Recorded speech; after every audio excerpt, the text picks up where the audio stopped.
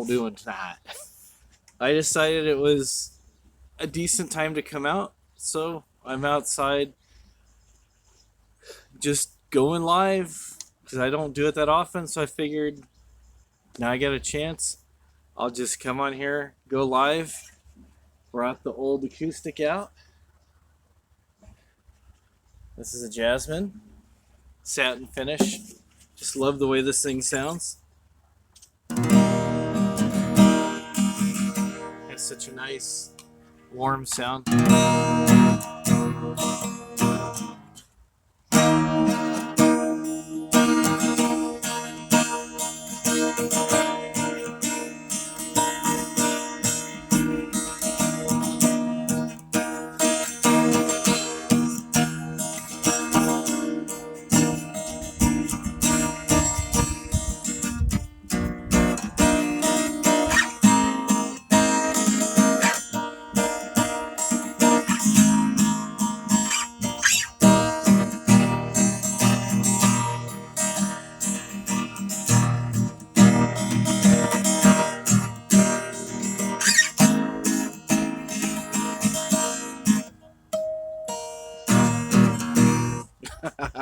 I haven't played this thing in a while. My fingers are getting kind of dented in a little bit.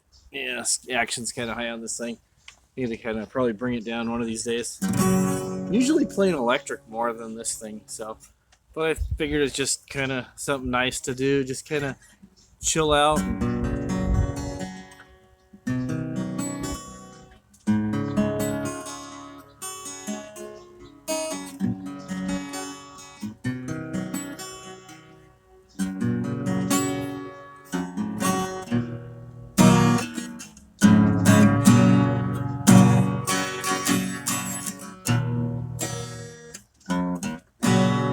Doing them fancy chords there.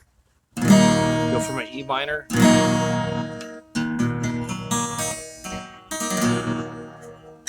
To a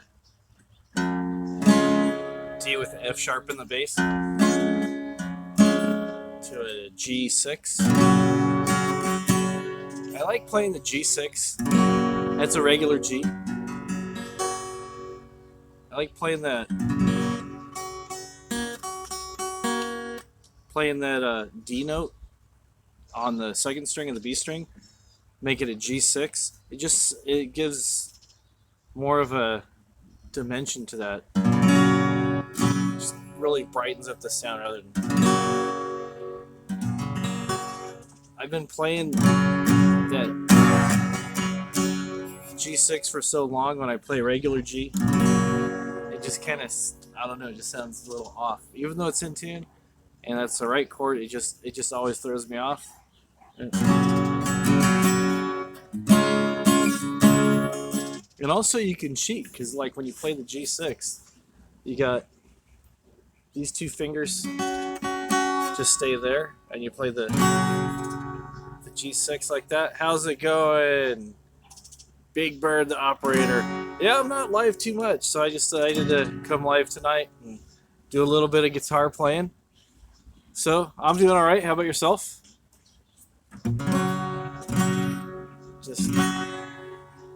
Just showing some chords. See, I'm keeping those two fingers, 3rd fret of the E and the B string. Just keep those locked in.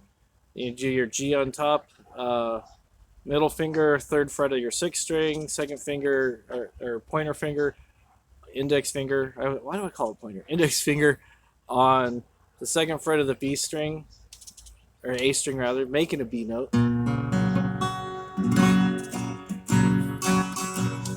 Oh, that's good. Just taking a break. It's always good to take a break from all the social media and everything from time to time. Yeah, so I was just messing around with my guitar, just saying, you know, it's easy to play chords, and then all you got to do to play a C, you just... It is daytime here. It is still light out. It is about 7:30. That's a C. It's a C add 9. Still using these same two fingers locked down. Just moving from the G to the C. I like the sound of that better than your traditional C. It just kind of adds something more to it. Then when you go to your D, you just lift up your pinky. You're in a regular D. But a lot of times I like doing little embellishments that a lot of people do, where you just kind of throw down the pinky and you go.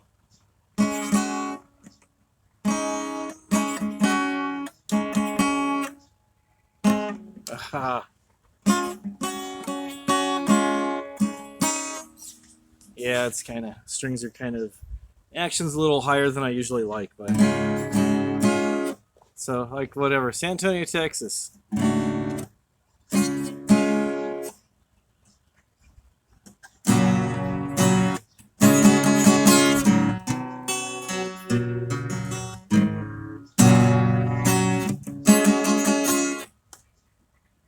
Yeah, action's way too high on this thing. Yeah, I gotta adjust them. Oh, the next, yeah, the next kind of has a little bit of a bow to it. I can fix that. See it kind of, it's a little bit of a bow. Action's pretty high. If you can see, maybe you can see it better on this side here. Yeah, strings are pretty high up off the neck. Yeah, it's fun. I'm just self-taught, so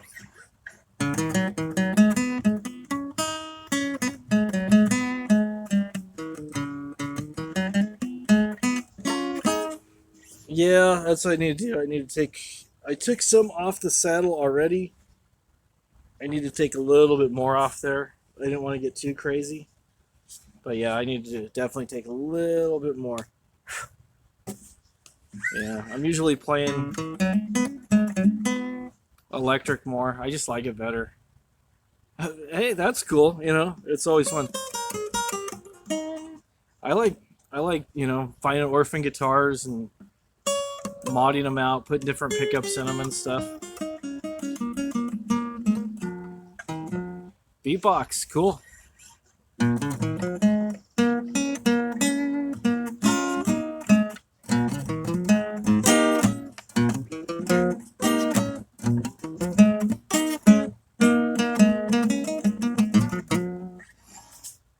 Yeah, I do a little bit of everything badly. Oh, see, like whiskey and feeling bad for yourself. You can write, yeah. So you use your voice to text to talk. Hey, that works.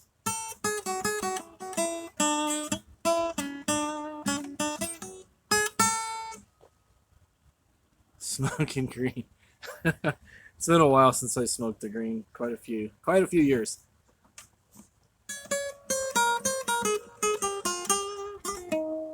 But yeah, I know it very well though.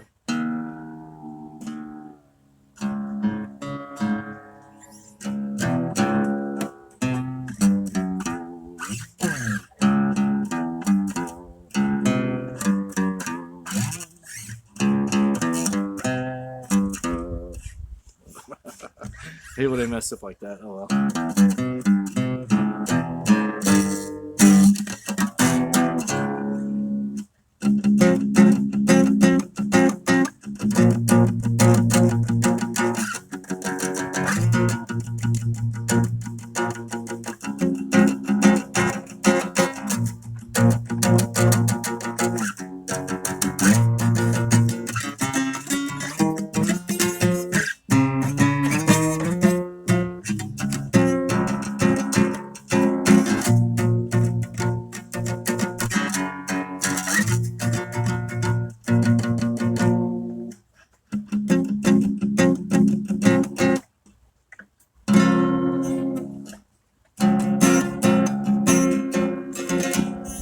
Usually play that something way too fast. This was even more of a relaxing kind of song to just chill back.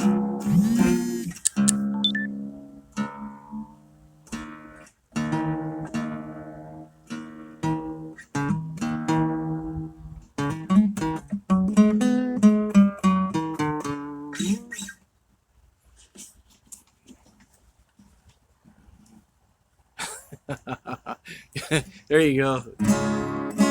over in Texas. Yep.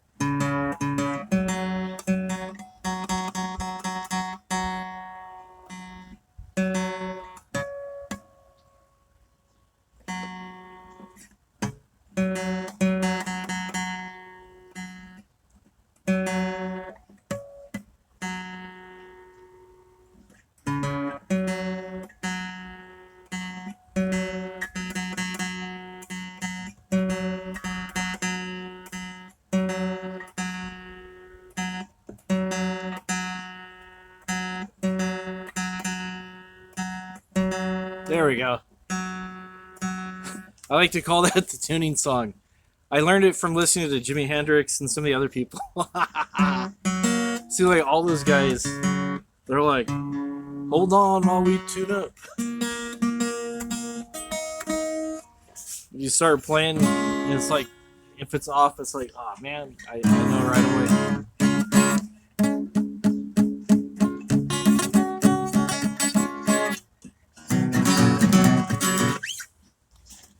You ever heard Johnny Cash's Jailbreak song? It goes a little something like this.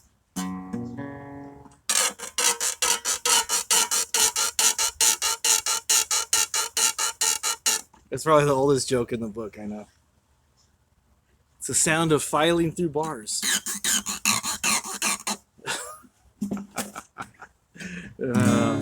Entertaining myself.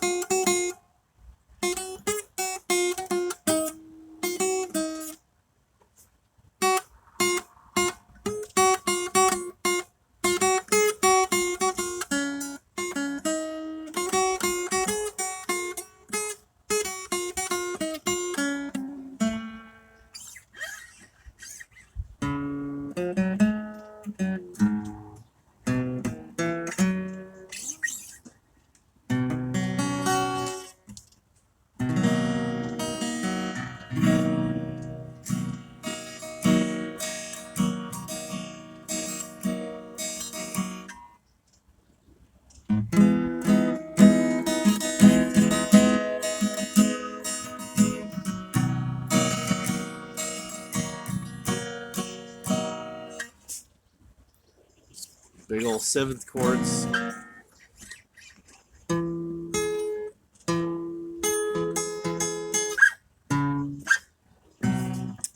Can do that with a pick.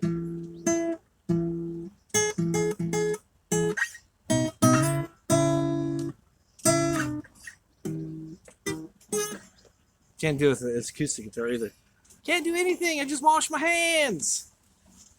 Just wash my hands. Can't do a single thing with them. All right, cool. Everybody's gone.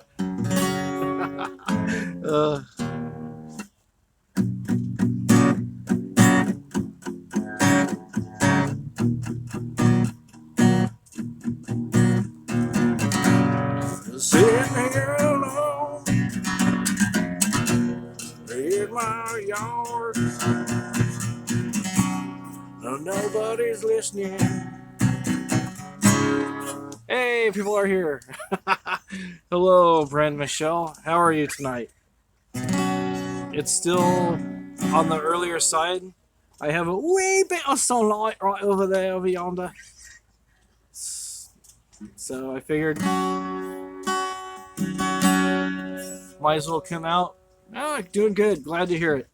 Glad to hear it. I just figured I'd come out here, enjoy the peaceful dusk time of the day. I see other people coming out, strumming on their guitar. I figured, hey, it sounded like a good idea. I could do the same. Just...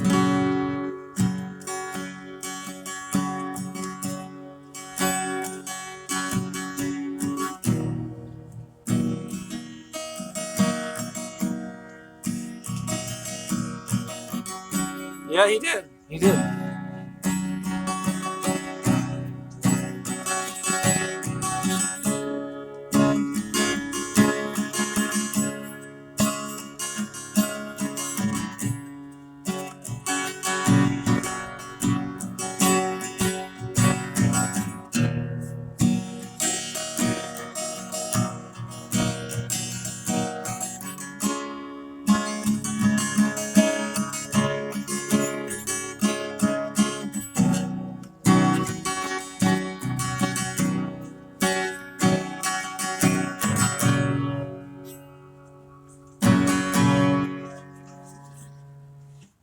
I don't even remember when the last time I actually picked up this thing. It's covered with dust. Still sounds good, but it's just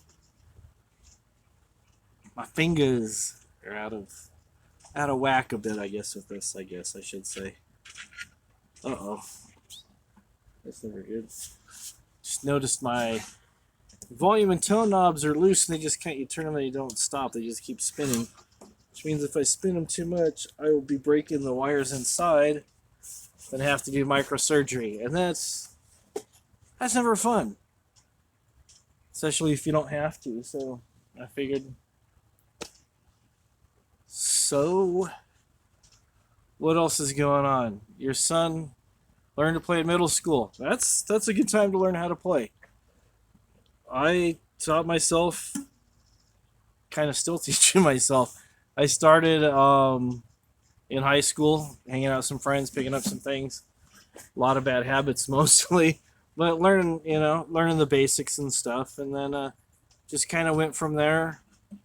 And then I really lost interest in playing for probably about 3 or 4 years. Got rid of everything and just said, I'm done. I wasn't progressing. That's probably pretty much what it was. I wasn't progressing like I wanted to. I was just bored with the whole thing, and I had a really nice Gibson SG Junior. I don't know if you know anything about guitars, but it was really nice. I sold it to a really good friend of mine for $50, along with a little practice amp I had, my pedals, my magazines, my books. I mean, I cleared out everything guitar related that I had. And just said, you know what, I'm done. And I didn't play for a number of years. And then I missed it and slowly started getting back into it. And yeah, it was just one of those phases I went through. It was just like I've always loved music. I've always loved everything about music, the aspect, their creativity, just everything. But I hit a wall in my playing, and it wasn't really depression. It was just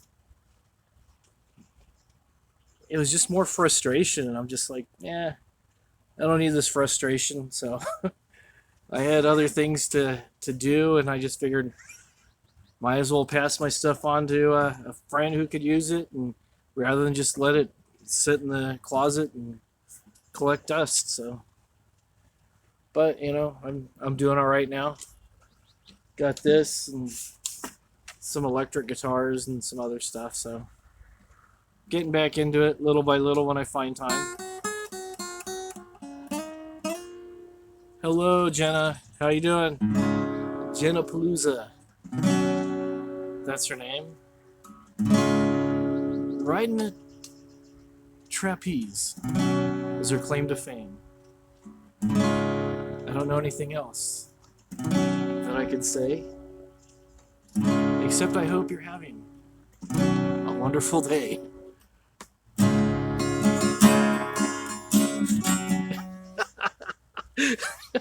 Oh, yeah. I'm just being a dork. What can I say? It's fun to hang out and see everybody. It's nice to be on this side of the chat for once. Usually I'm in there with everybody else. And I saw, there's a couple of the usuals that you click on, and there's usual people, and you kind of know where this group is going, where that group is going. I'm just like, you know what? I'm just going to come outside and see if anybody shows up. I'll bring my guitar in case nobody shows up, and I'll keep myself company with this.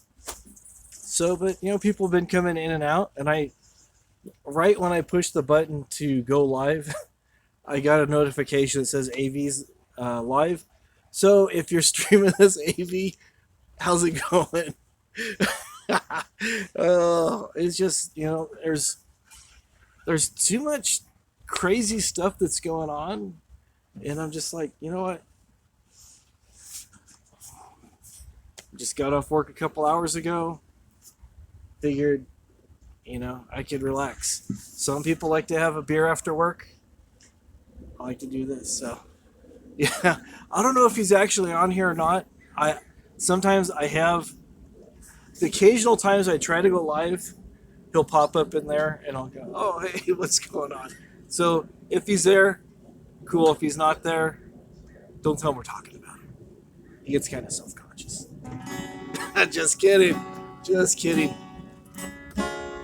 People are going to take that way out of context. That's what people always do. They hear like one little thing, they pass it on to somebody else, they pass it on to somebody else, they pass it on to somebody else. And before you know it, everybody's going around saying, Wombat's got mange, Wombat's got mange. And it's like, I would say, what's going on, man? And people turn that in around and say, hey, Wombat's got mange. It's like, whatever, you know.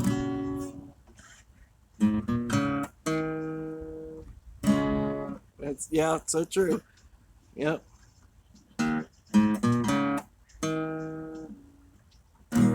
Bring it out like it goes now.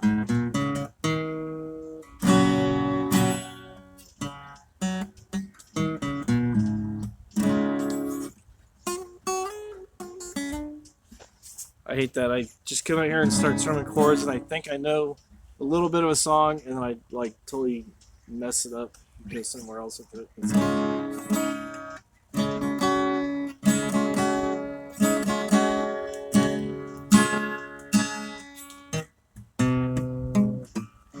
Yeah, it's supposed to be.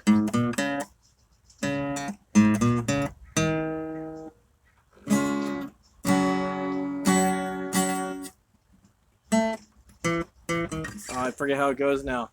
It's been like years since I've even attempted that. I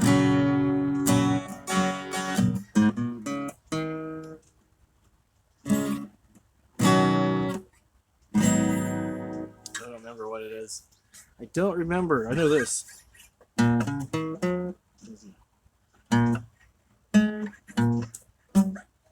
Obviously, I don't remember that even.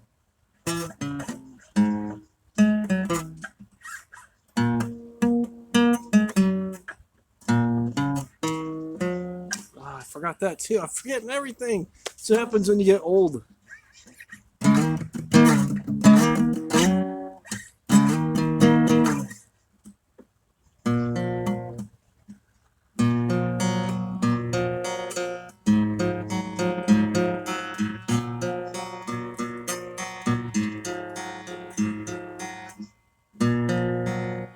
What's going on, Michigander man?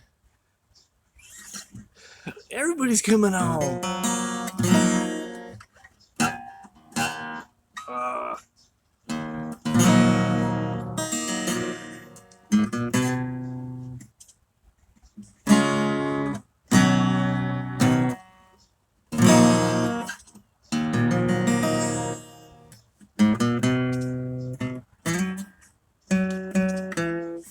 I am doing well. I am out here with my acoustic guitar.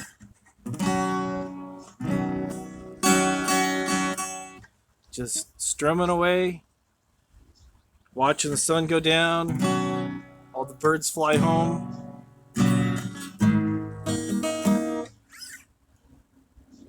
And that's just chilling.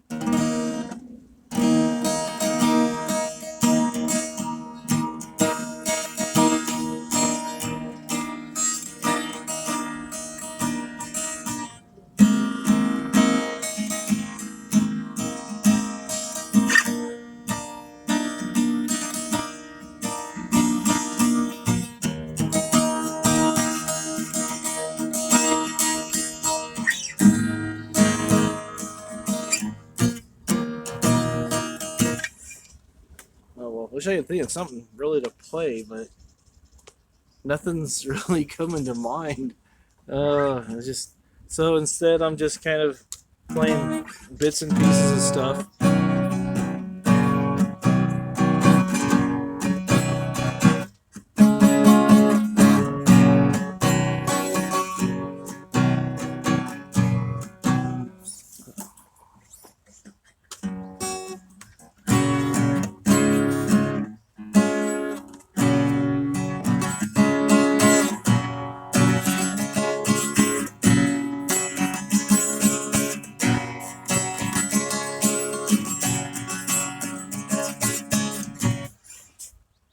What is my favorite music to play? It depends. Honestly, it really depends on if I'm with somebody, I usually try to follow with whatever they're doing. If I'm by myself, it depends on what kind of mood I'm in. Some days I'll get my electric, my Stratocaster, and I'll just kind of fiddle around doing some blues, Steve Ray Vaughan stuff. Or other times I'll have my Epiphone Les Paul. It's got some P90s in there. It's more of like a rock kind of punk sound, and I'll play some Ramones or some other stuff. Sometimes drop it down to D, do a little bit of grunge. It just depends, and sometimes it'll be like all within like half an hour. I go through from one spectrum to the other and all around and play stuff. It's fun. I enjoy it. I don't take it too serious. It's just something I do to unwind. So, but yeah, I just I just like music in general. It's just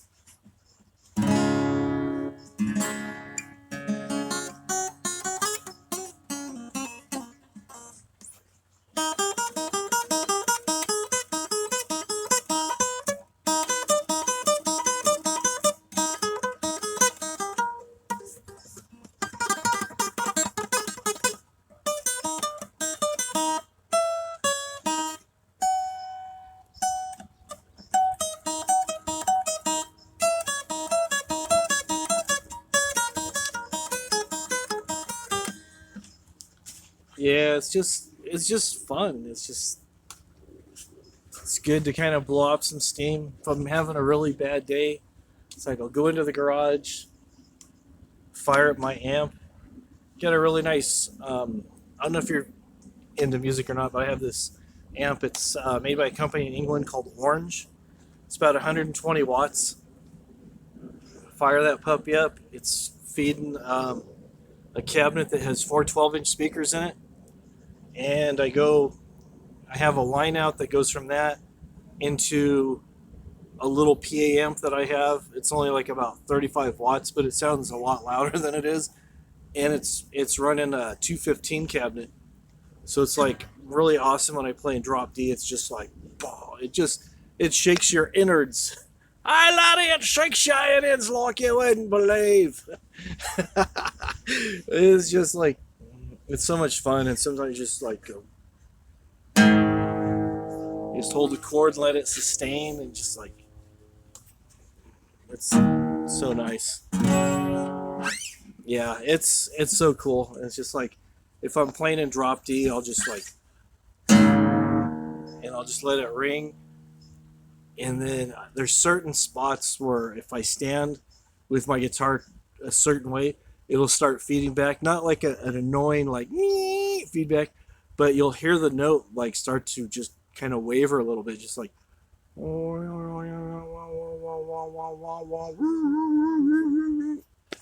kind of like Jimi Hendrix, but not as good. But yeah, it's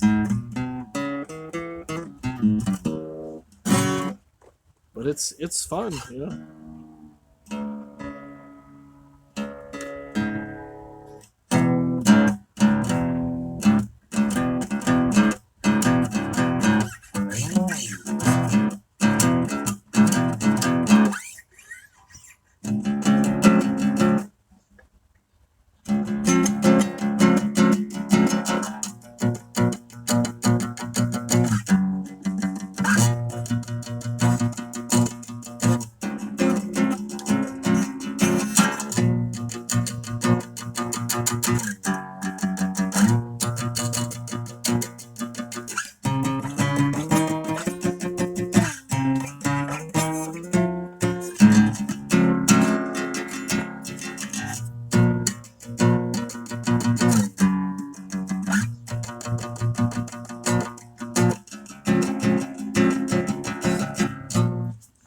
Anyways, is playing different things as I'm getting attacked by this tree behind me.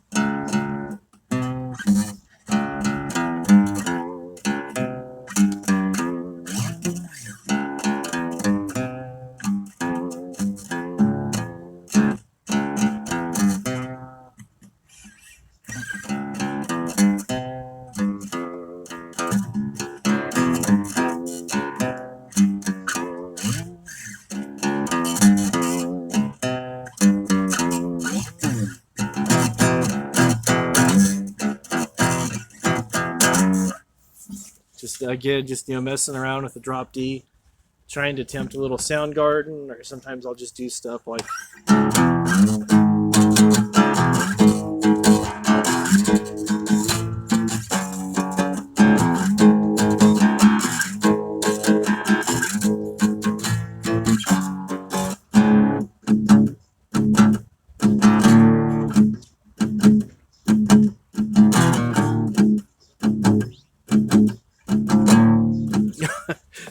Just weird stuff like that. Just like fun stuff. It's like fun.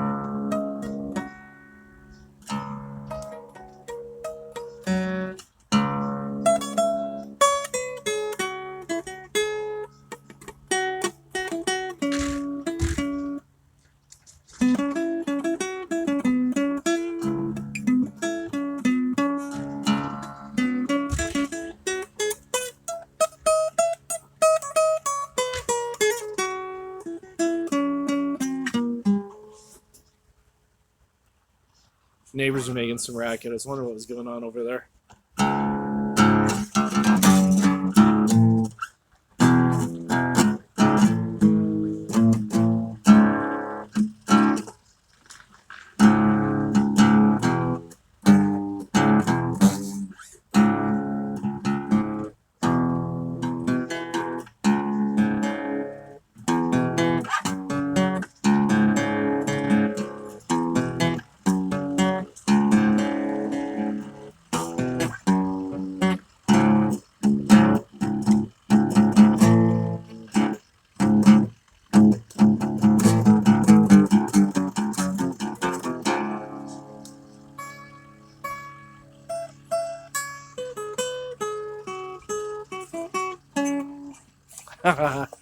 I missed that last. I was looked away. The chat came up and then it went away.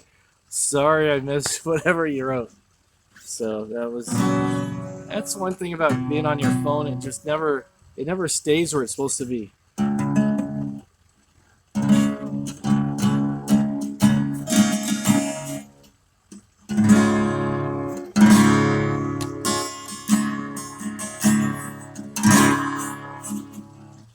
When you drop that D down, you play like your regular D chord like this, but you have those other notes in there, your A, and this is D, so it's just like so much more to it.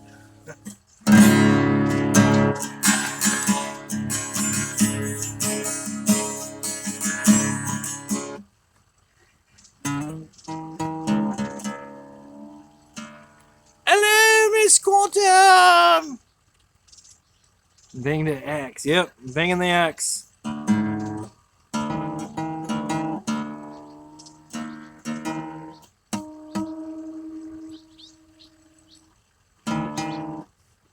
Trying to get it back to standard pitch. Yeah. Oh, thank you, Michigan, man.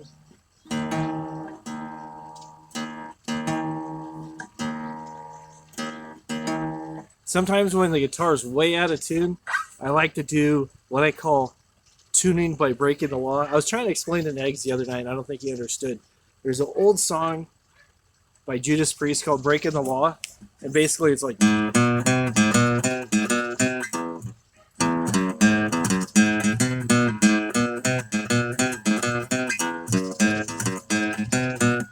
So it's like, what I'll do is I know that song, and if I do that little... and the string's off, I'll tune it so I can hear it in my ear, and I go, okay, now, and then I'll do that for the A string, and then I'll just go from there with the rest, doing the old harmonics,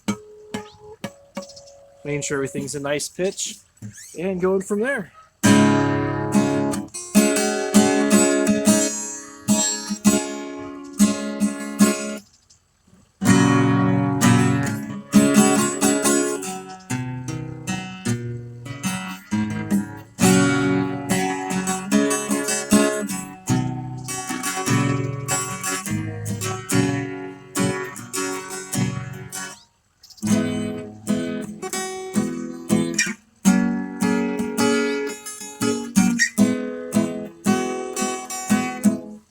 And again, it depends on what mood I'm in.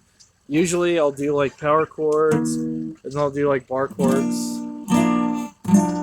and then I'll find myself doing like portions of chords up on the higher strings and doing the little.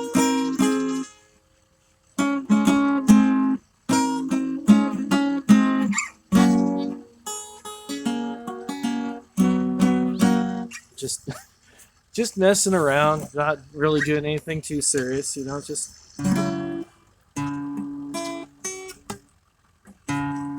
and sometimes you got to do this.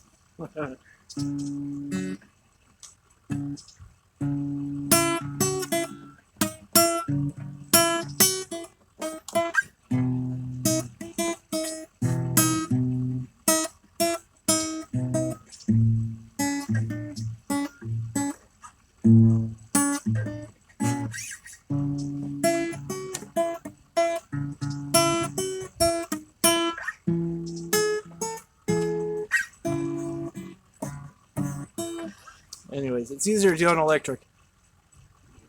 Oh, all right. Well, good night. Have a good night. I know it's many hours ahead. I think you're probably 3 hours ahead of me, so that must mean it is getting close to being 11 or a bit after. So have a good night, Michigan man. Thank you for coming by. I appreciate it. And thank you everybody else who's here hanging out with me.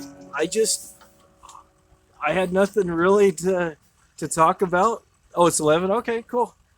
You haven't been getting notifications. I just grabbed my camera and I just said my phone, put on a tripod, and just said I'm gonna go live. I saw the usual people were, you know, the people on the other side of the fence were doing stuff, and I'm like, yeah, I'm not interested in that. So I figured I'll offer something else.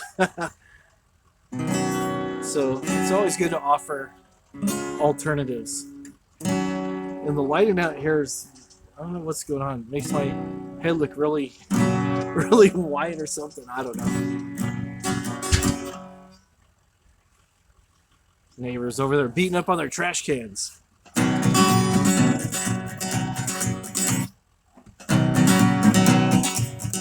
Hello, technical channel. Yeah, it's nice to be live. Hopefully it's coming through over there, where you guys are. I decided to be outside.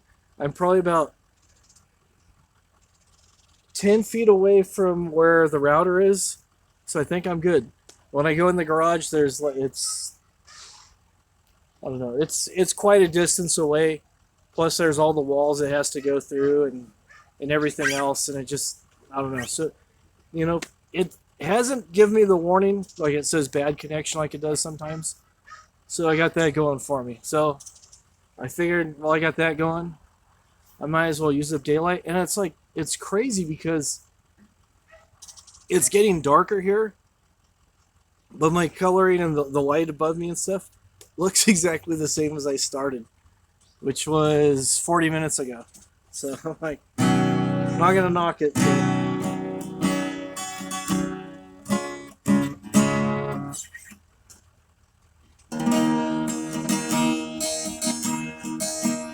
Yeah, it looks like noon, but it's like 8 o'clock at night, and the sun's about to go down in probably about another 15 minutes or so.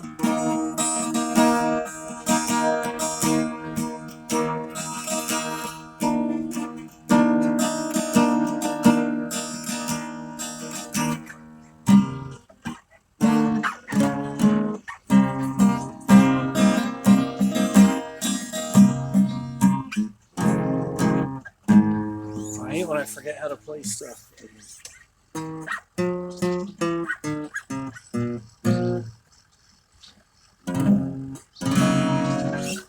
No, it wasn't Dust in the Wind, but it was something.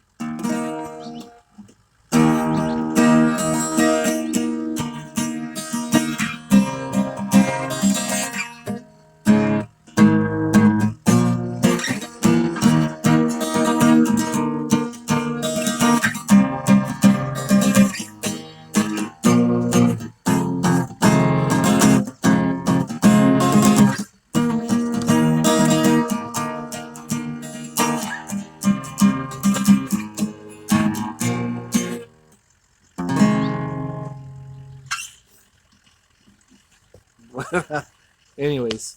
Name that tune!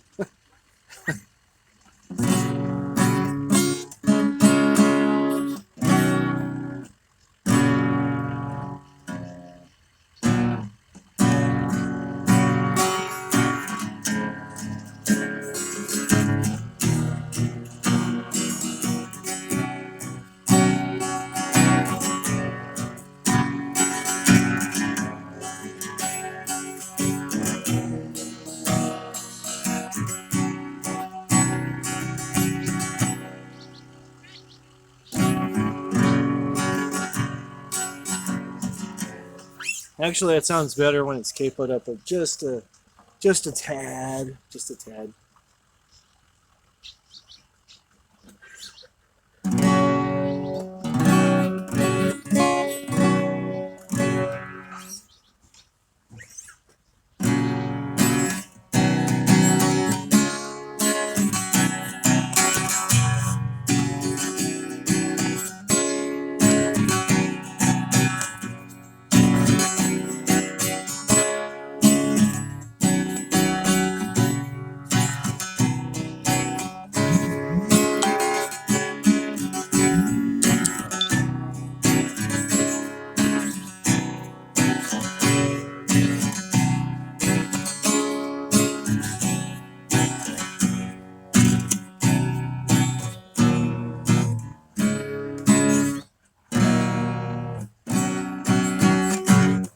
I forgot.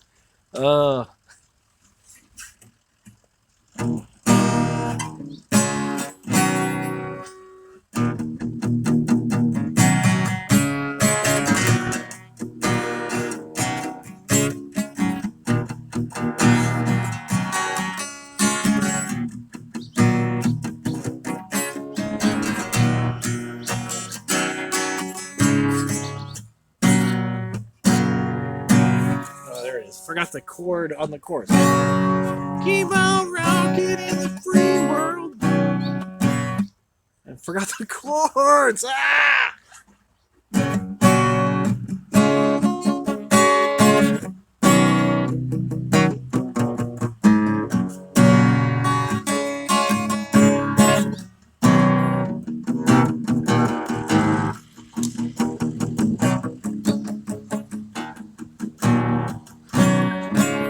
There's a lady in the night.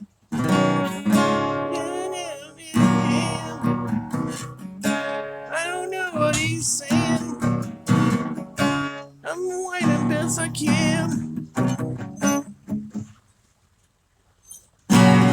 Keep on rocking in the free world.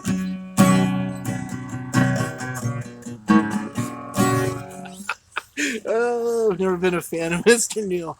Anyways, something like that. I know he just keeps saying it. There's something. There's a lady in the night.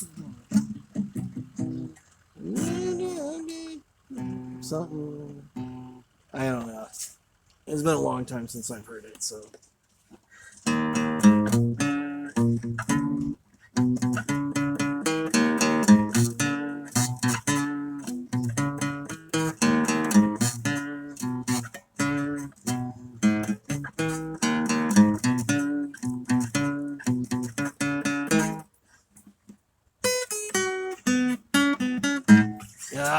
I forget when I messed stuff up. I forget when I messed stuff up. I hate when I mess up songs because I forget how they go. So what I meant to say, but anyways.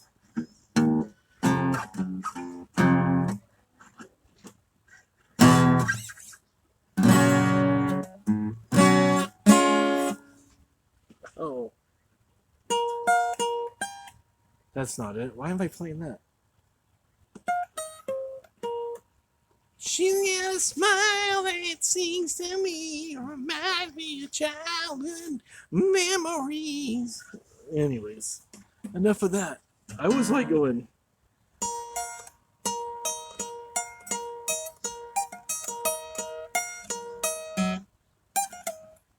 Remember that song? Anybody remember that song?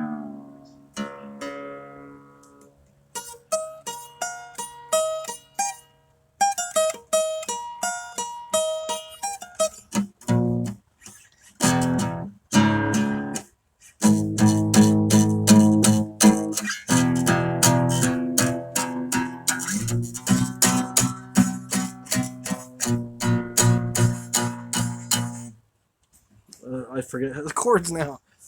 I remember this part.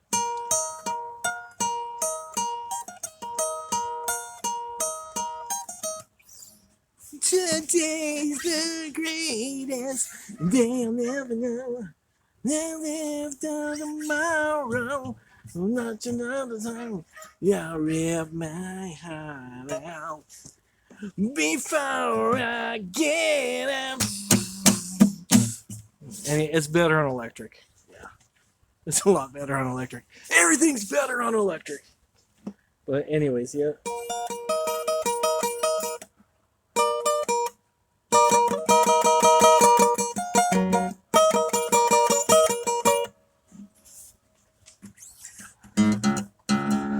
Bring that back up.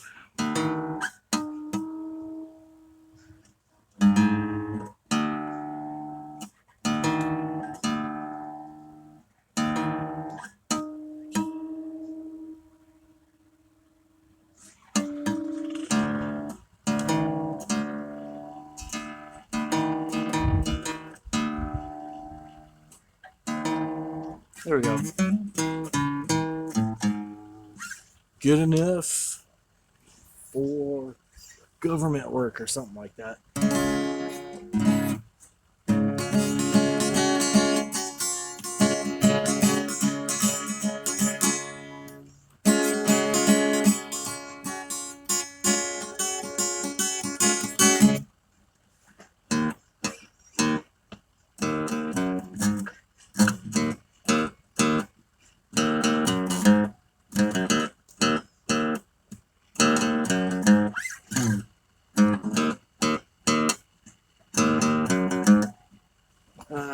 Anyways, I'm having too much fun here.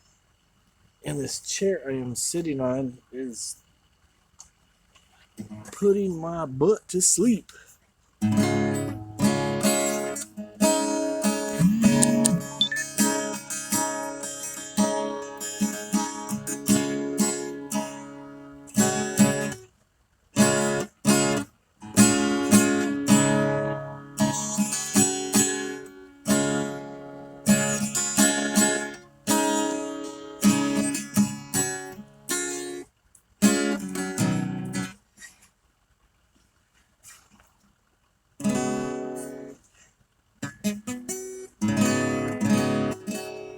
Oh, all right, thanks.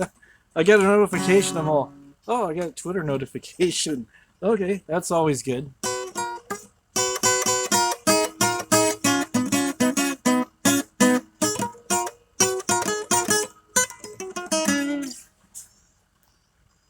I didn't bring any candles though. Oh, I need to have like a candle so all you can see is just my face. Is that better? No shade to my brother Negs. But it's like when he's at night, when he's live streaming, it does it does look like he's a floating head. It was just like, yeah, it's like sometimes it's just the floating face. He knows we love him. He knows we mean well.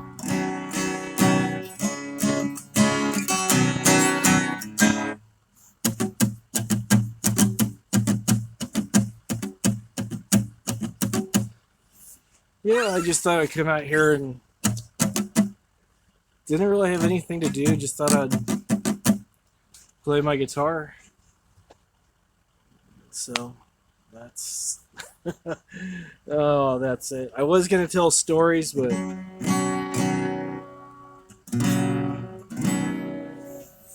I'll save those for another time.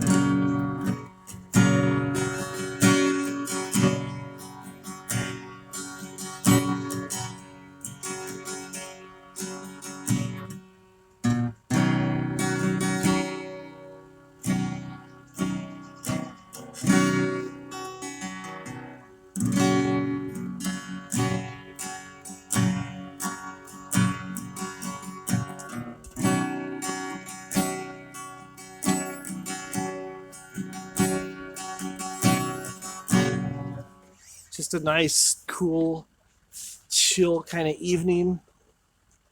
It's about 65 out. It's nice. It's really nice. When it's a little bit warmer, the mosquitoes and gnats start buzzing around. But it's been nice. Yeah. Yeah,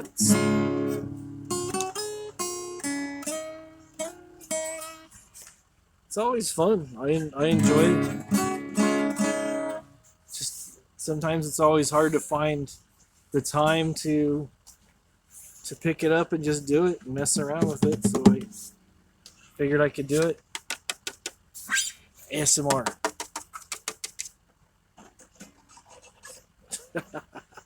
I don't know if you guys caught the ASMR guitar thing I did, so that was.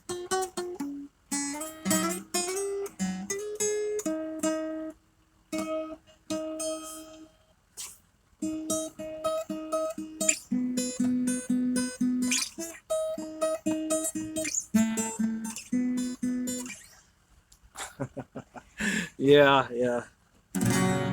I've done 3 ASMR things. The wombat one, a drum ASMR, which drums really aren't that soothing of a sound. Oh, but anyways, that was just my idea of a funny joke.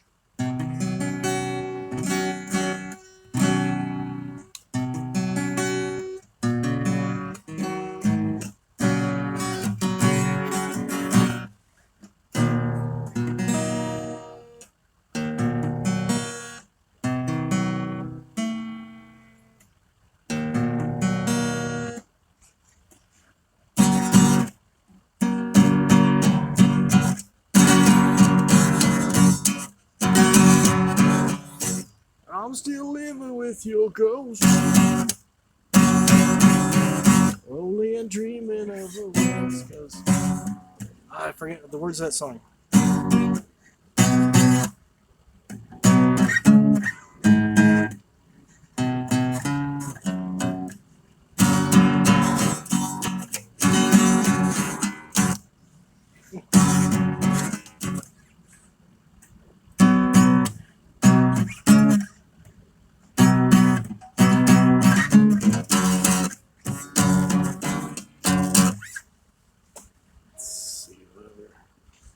What other annoying songs do I know?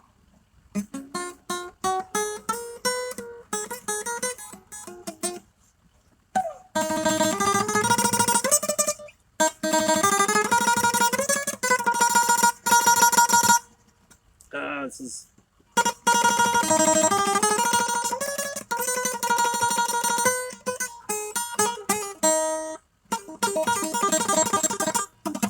Hello, Mr. D. How are you doing tonight? Mr. D is in the house. There you go. There's your chord, Mr. D. It's a D chord. Glad you're good. Glad to hear you're good.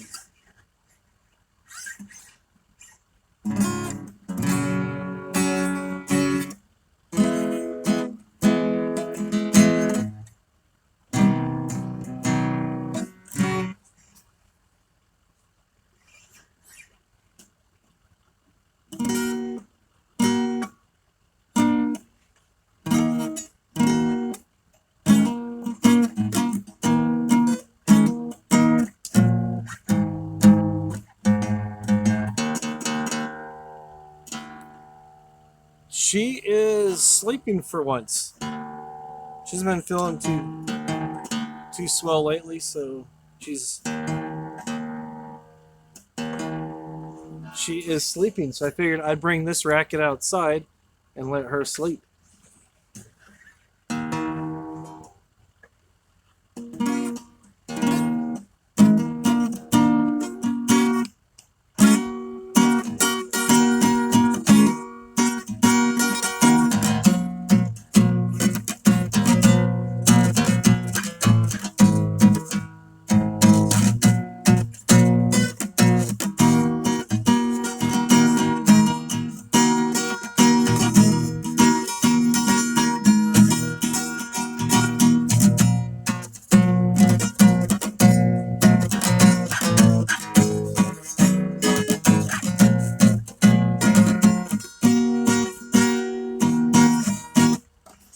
Watching old videos.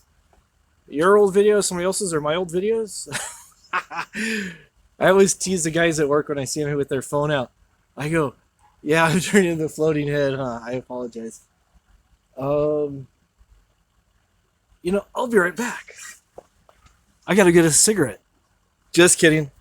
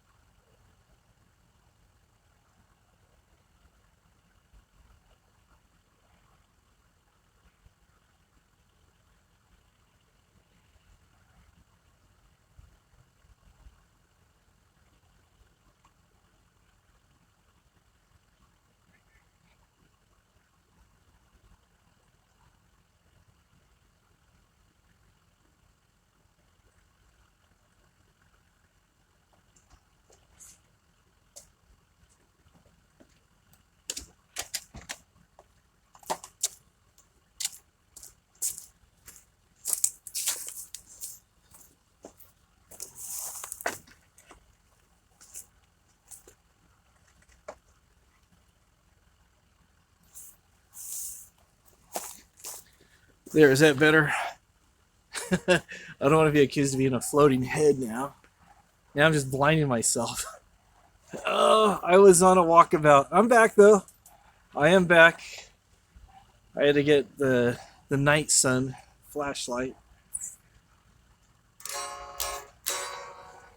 Then I got this guy instead, so.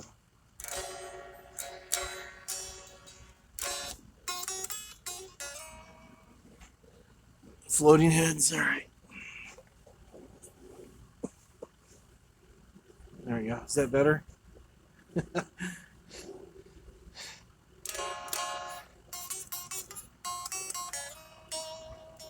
Watch out for those drop bears. I'll keep my eyes out for those drop bears. And the choppers and everything else that's out here.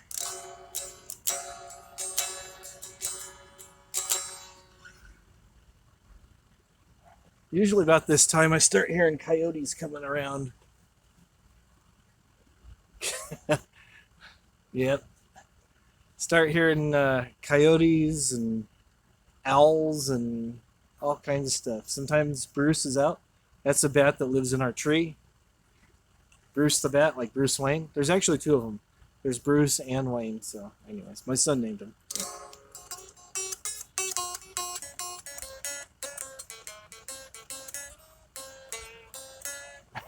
Submarine races. All right.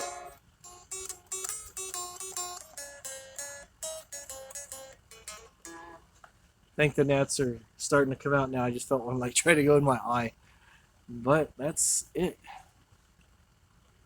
All bats should be named Ozzy. There you go. But then you wouldn't be able to understand them when they screeched. Instead of going, they'd be going. Oh, that guy. I don't know what it is. He's a nice guy. You can never understand what he's saying when he's talking.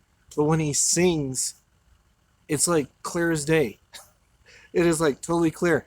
So I think that it should be like his whole life should be like an opera. Everybody else can talk, but when it's Ozzy's turn, he sings all his responses. And people go, Oh, okay. So like, and then he'll start singing, and you'll be able to understand him. Yeah, yeah. There's a lot of talk, the pigeons, the bats, and it's like even with Ozzy, I think I've read different interviews and stuff, and it's like I think he likes to change it up just to kind of keep the mystique going. But yeah, I started listening to Ozzy right after he got out of Black Sabbath, and again with Black Sabbath, there's different stories of whether he left or got kicked out. Yeah, he's I'm surprised he's still going. Ozzy, he's cleaned up he's cleaned up quite a bit, but there's a few times where it looked like he was in pretty bad shape.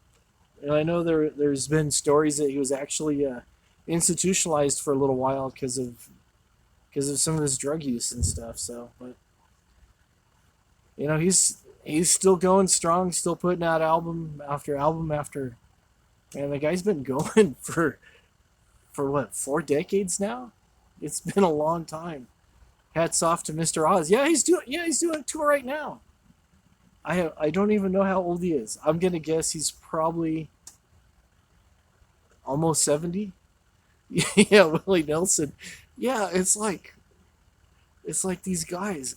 Yeah, it's kind of sad. It's like when he's sitting there, he kind of has a little bit of the tremors, and he kind of shuffles out and stuff.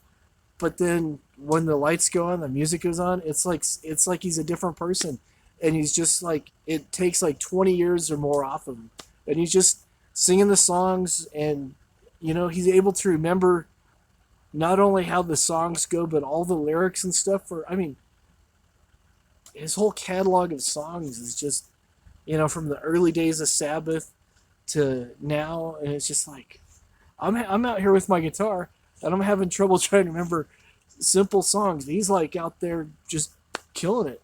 Yeah, all these old guys. Mick Jagger, he's doing it.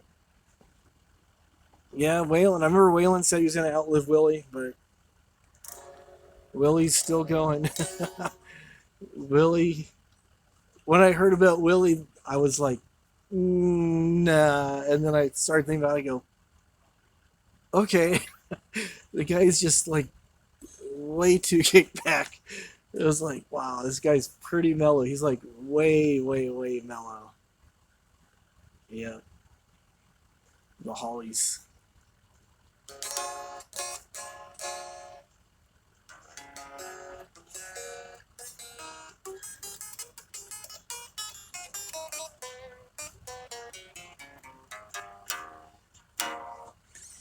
Yeah, I brought out this other guitar, which seems like it's even more out of tune. I need to change the strings on this. Running some 11s on it, so that's all right.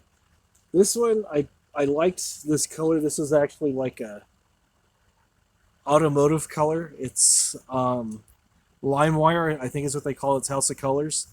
Found it in a rattle can, so I just sprayed it on there. And found some decals, and I got the googly eyes. Googly eyes. Yeah, it's like, yeah, I mean, they've been on here for, they've been on here for probably 2 year and a half, 2 years.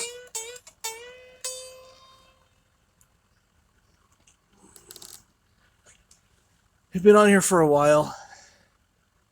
But yeah, like with this guitar, I didn't change. I always change pickups. I didn't change the pickups in this one, or did? Yeah, I did. I took the pickups out of another guitar that I had because I actually liked the way these ones sounded better, and they were just out of a Squire, but they sounded better than the ones that were originally in here. Sometimes they have different pickups that just they sound better. They just have a little bit better sound.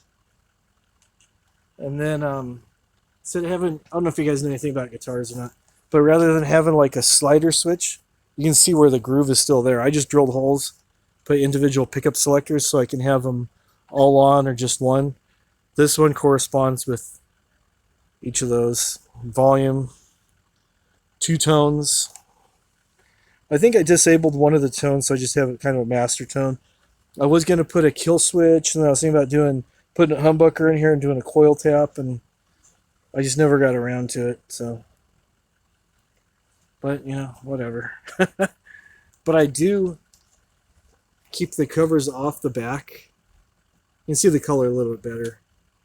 It's kind of a metallic-y green color. So, but yeah, Shark Inlight Ibanez, and then I like keeping the back off them. You can, which sounds really cool when it's plugged in. If you do it just right, it sounds like an old creaky door, and it's you can add all kinds of effects and stuff. Okay, you gave the guitar to your brother, the Shark Inlays. My Jackson has those Shark Inlays. I like that guitar too. So yeah, this one I usually mod a lot of guitars I get. Let me show you another one I did. I'll be right back. I promise I'll be quicker this time.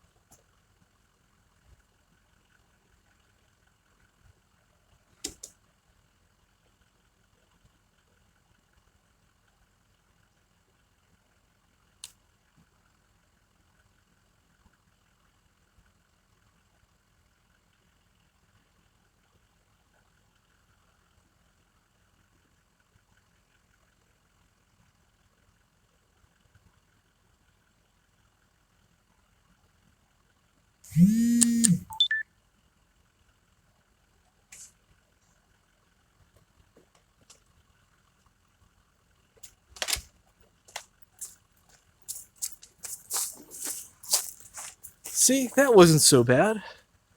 That wasn't so bad, was it? Anyways, this is another guitar I modded. This was actually this color already. This they call it ice blue metallic. It was a Squire. I got it for like 99 bucks. And so far I put new tuners on it. Replaced the nut, replaced the string trees with these roller things. Usually they just have bent pieces of metal and the strings would bind in there. And then I changed the pick guard because it was just a plain black to this pearloid. And then I put these P90s in here. It just had one humbucker in the bridge, but I put these in here. Put a switch in there, and it just had one volume, which I just replaced the volume knob with a die, like a dice, but only one is a die. And then the sticker I just put on there just to kind of finish it off.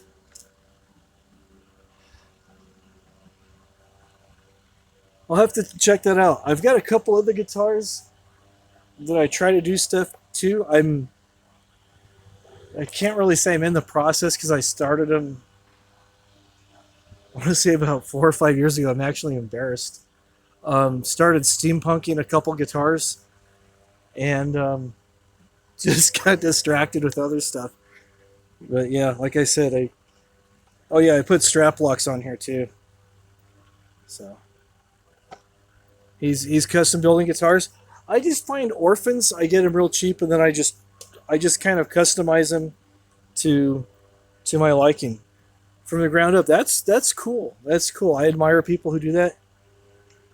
Yeah, I got to finish that. I've got a bass and a guitar and a couple other things. That's cool. He builds guitars. You guys already seen my Jackson, right? I think I showed that to you. My Randy Rhoads Jackson. Mandolin, banjo, all that cool stuff. I stick mostly to guitar and bass. I venture on the piano every now and again, but that's a whole different story. I mean, I can find my way around the piano okay. I know where the notes are. No, it's a Jackson guitar. Grover Jackson started the company in the late 70s, early 80s, yeah, late 70s. He now works for Washburn. He sold the name to Cayman Instruments, I think. Yeah, let me go grab it real quick.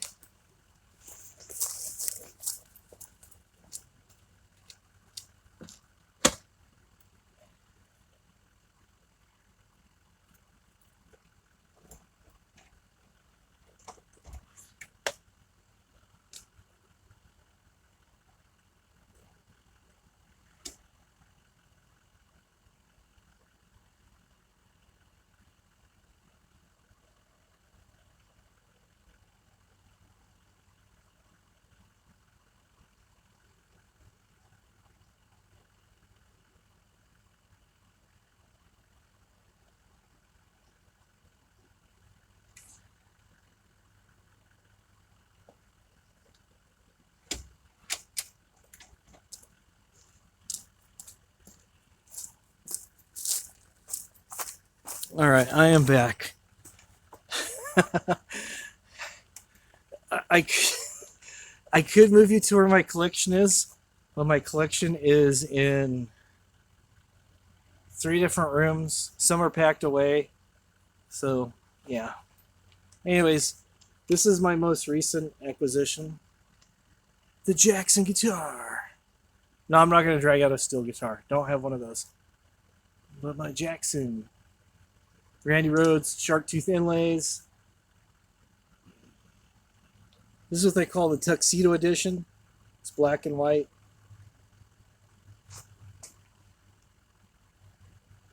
Yeah. It's nice. I like it. It's my Rockstar guitar. I'm going to put this away. If I had one...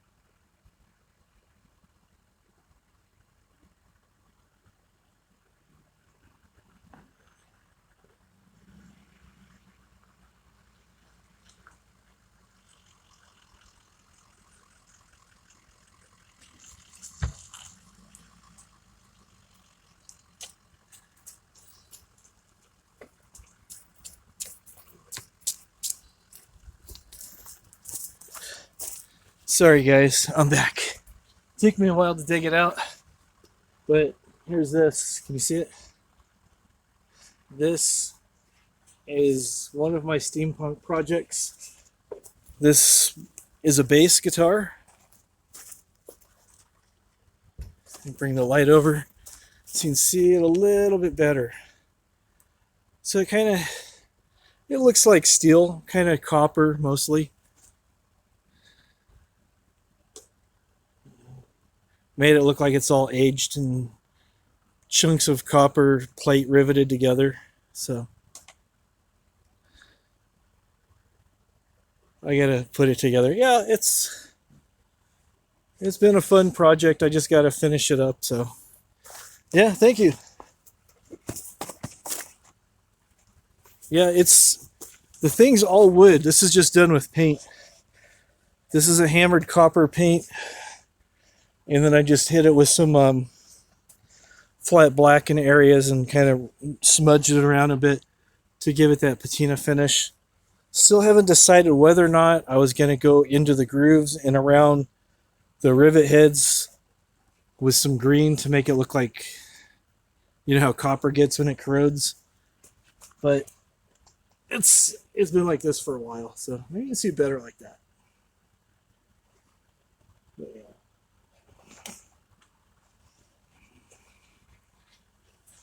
So it's pretty cool. Just something I do when I have a couple minutes. Got another guitar body that I'm gonna dip, give it a swirly finish. Have a bunch of project guitars, but yeah, I'm gonna do like a satiny clear rather than a glossy. I'm gonna keep it like this, but I've got a plate that's copper, and it's like everything's gonna like look like it's just like metal, like it's was found somewhere at like some old factory or something. Hello, Mayor's daughter. Thanks for stopping by. But yeah, that's that. These are just thumbtacks, by the way. Those rivets looks real, but it's just thumbtacks. Yeah, it'll be pretty cool when it's done. It's just when I first started on this, I had different ideas for it and just kind of keep changing it up and moving stuff around and doing different things and stuff. So, but once it gets done, it'll be pretty nice. And then I think for when I put a strap on here, I think I'm gonna find like a old piece of leather, or maybe some type of. Actually, I think what I do is get like some type of a web strap where it looks like some type of strapping from like a sail or a parachute or something. So we'll see. So you can buy one off me. Yeah, they're just, I don't know. It's just something that is just fun to do. So yeah. But when I get this done, it will be playable. I've seen people do stuff and it just gets kind of crazy where it's no longer playable. But I like having art, and I like being able to play the art. Okay, cool. Yeah, yeah. This was actually I actually got this bass for like really really cheap. I bought this bass and another bass at a yard sale from some guy for like $75. And then this bass had a different neck on it. The guy was trying to, make his own creations or something, and wasn't really too clear on a lot of things, how things went together and stuff. So a couple weeks went by, and I saw him out in his yard, and I went over there. I go, remember me? I bought some stuff off you, and I was wondering if you have the other necks. I noticed you changed them, so we're talking and stuff. So he ended up giving me the neck that actually went to this, because this was actually kind of a powder blue finish, and then the neck had a little dab of powder blue paint. So that's how I knew they went together. So I got the neck for this, and it was just the body and the neck, and then I got the body from the one that had the bad neck. He like ripped the frets out and was trying to make it fretless, and it's a mess. I still have the neck in my garage, but I'm gonna fix it. Yeah, yeah. People are always willing to pay. You never know. People will pay silly money for something, and then other times people don't want to pay anything. So it's like I can get this thing finished, and somebody goes, "Hey, oh that piece of crap over there, I'll give you $5 for it." And I'm like, dude, it's not for sale. I'll give you $10 cash. And you're like, yeah. Yeah, if you don't want to sell it, don't shoot a price. Exactly. Exactly. But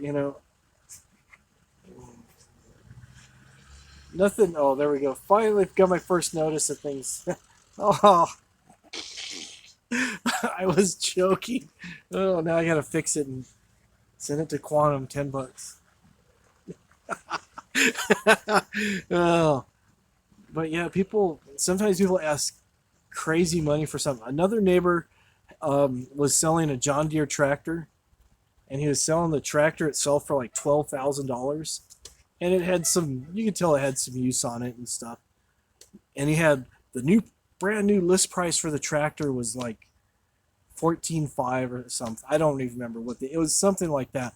14.5, and it was like about 10, 12 years old, and he was asking like 12 for it. It was just like, really, dude, this is a yard sale. And then he had all the attachments were priced out separately the same way, list price, and it was like 5 or 10% below what the list price was. And you could see that the items were definitely used, and you're like, it was crazy. Okay. Wow. There you go. Yeah, people keep seeing this cat running over there. And I know it's a cat, it's not a raccoon. Yeah, you have skin flints around, you just have to watch them. Yeah. Yeah, sometimes people will buy stuff, and sometimes people will give stuff away for like really cheap. I bought a tube amplifier. It's a little practice amp. It's only about so big, and it was marked $40. I plugged it in. It didn't power up, but I felt inside. I go, oh, it's a tube amp. I could probably get it to work, or I could at least use it for parts. And I go, is this really the price for this thing? I plug it in, it doesn't work and stuff. They cut it down to $20. So started looking at the thing, took it apart, cleaned up everything. The speaker's the original speaker that was in there, and it was like really dry and brittle looking.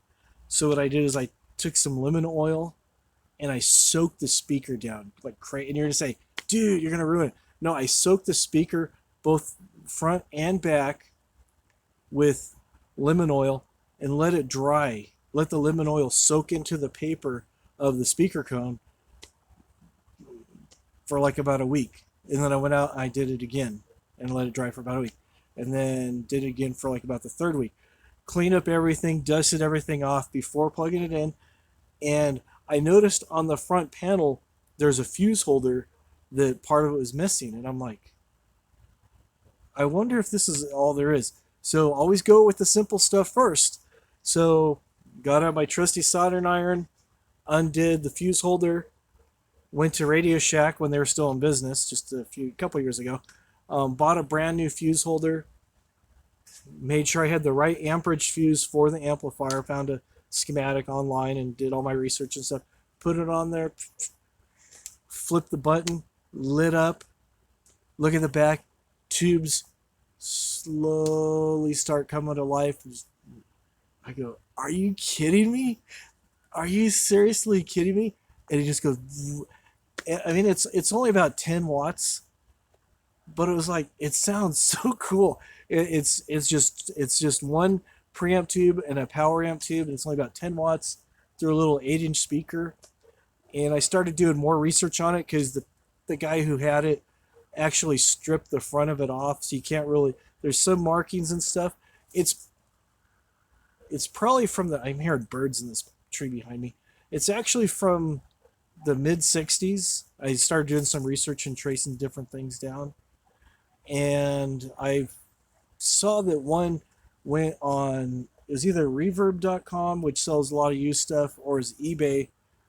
About 4 or 5 years ago, when I bought this thing originally, went for about $400. So I was like, cool. I scored big time. So yeah, it sounds pretty sweet. It sounds really, really nice. But it was just, it was just an estate sale, and it was just thrown on the table on top of a bunch of old rusty tools and stuff, like, just what most of our family's gonna do with stuff that they don't know what it's worth. Just go, I know, I'll get this done. My son will put a price tag on it. Oh, $10. Sure, no problem. And Quantum will go, here you go. Will you take $7.50? Just kidding, Quantum. Just kidding. Oh, but yeah, that's I sold this thing to you twice. Oh man, that's funny. It's just, but yeah, it was just one of those things that I just found. Yeah. Oh yeah. It's actually I've got a little Dan Electro when they had their pedals that were like a 50s diner series. I've got this overdrive that sounds killer through it. It's called the Pastrami. Yeah, actually Pastrami Overdrive. And I run that thing and I just throw all the through it just has two knobs, volume and a tone. Put those on both on 10, kick on the Pastrami Overdrive, and it's just like it sounds so nice. And then I just turn off the overdrive and just cleans up, and it's so pristinely clean and everything. And again, the original speaker is in there. It doesn't buzz, doesn't crack. It's just like, wow, it's like so nice. Anything named yeah. I had a few of the pedals. I actually was giving things away and trading things, and so he goes, "Oh, that's a really cool pedal." I was like, "Okay," and just, but it's like I'll usually replace it, later on down the road, and someone's like, "Oh, dude, someone I'll be playing with, and I know they're kind of short on cash or whatever, and they're like, "You want to borrow it?"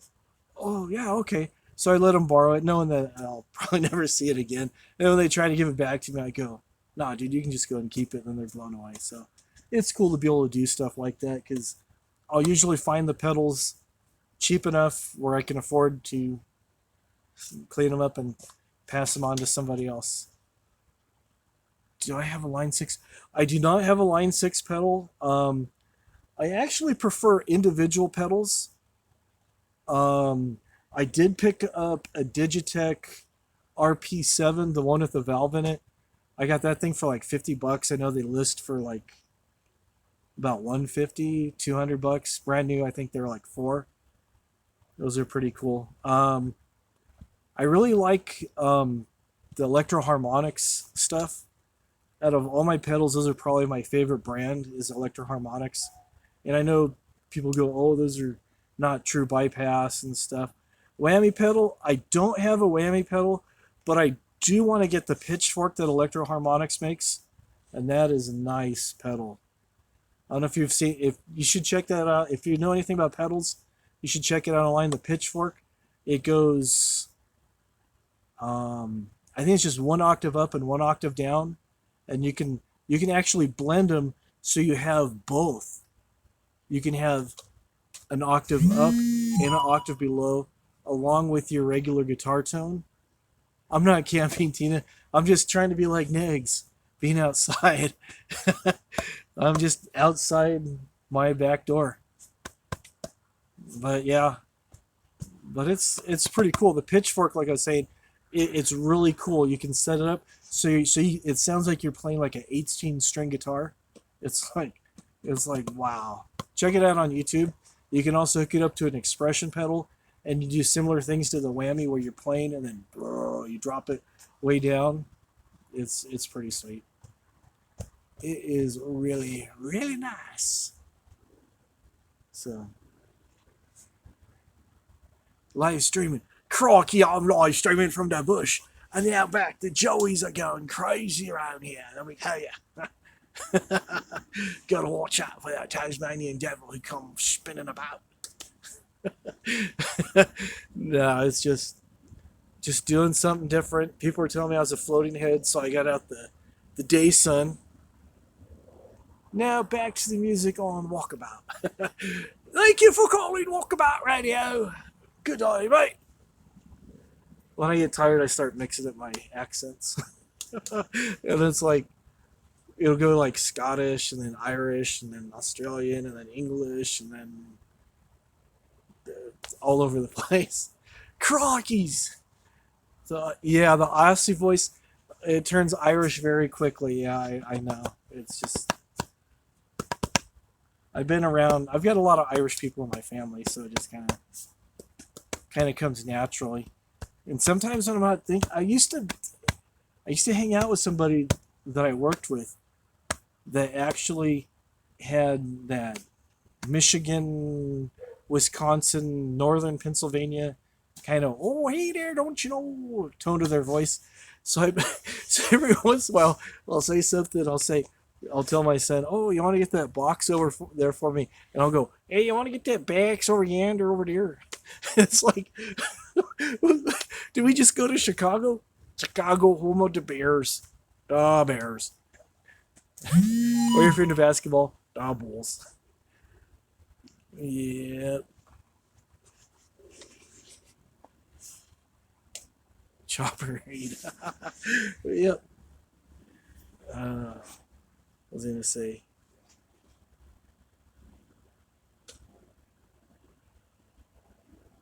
I'll have to do a video tour of the garage and all my gear and stuff. So if anybody wants to see that kind of stuff, some people go, I geek out on that stuff, so it's fun.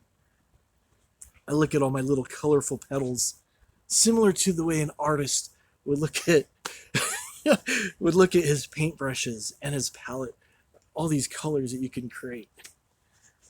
And with refills, you can make Bugs Bunny or Bozo the Clown. No, like that was Light Bright actually. Hard in the F out. You better straighten up, man. Listen to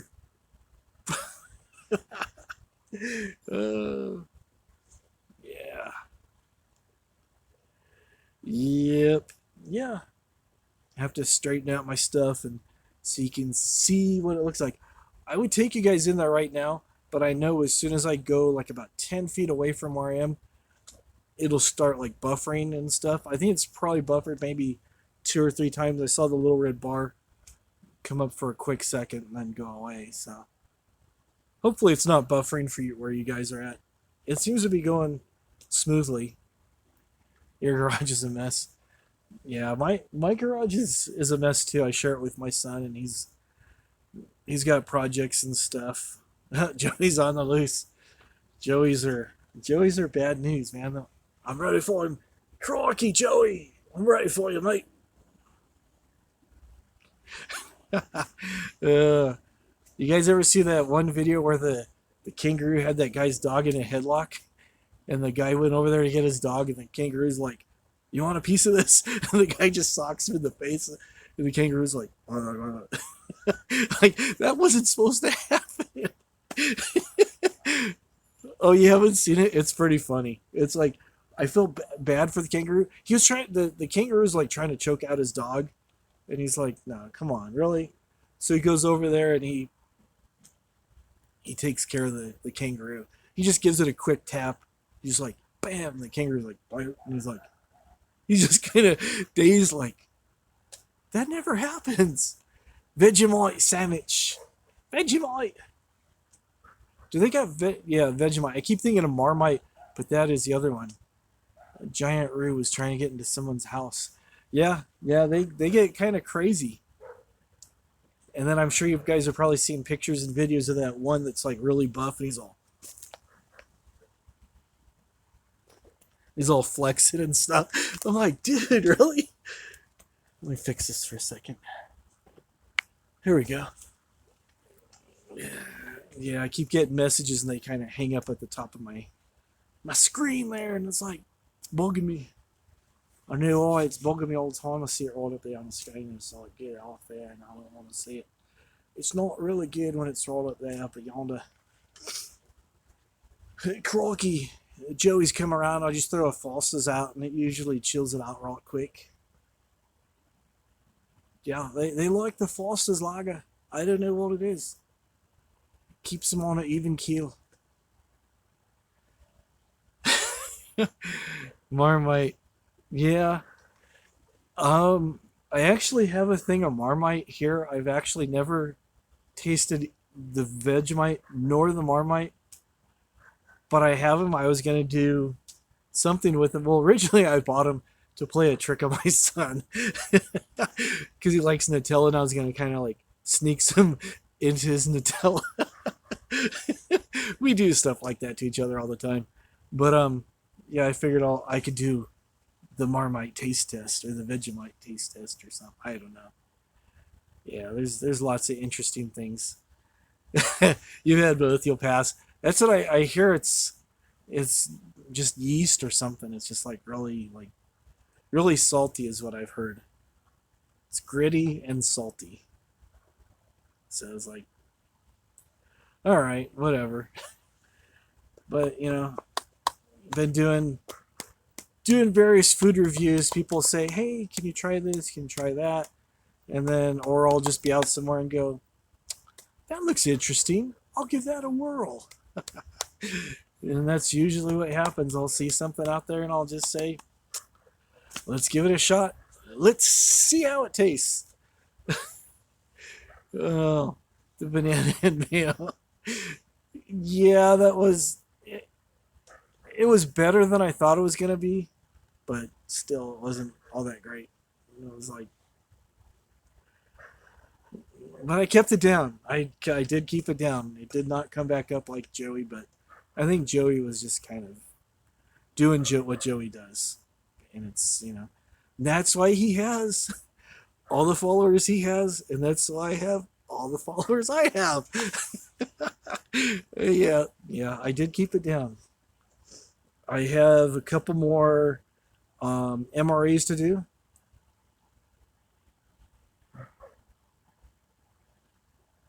Oh, there you go. Pizza in a bag.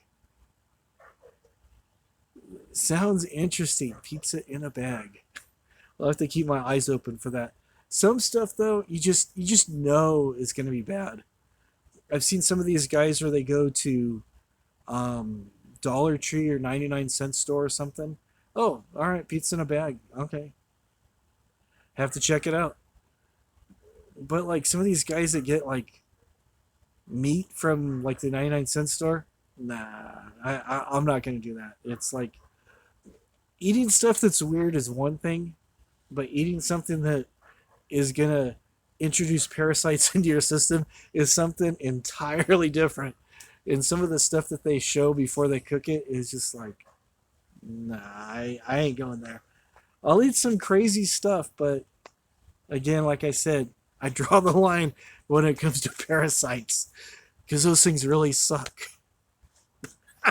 You see what I did there? Or to just go over your heads.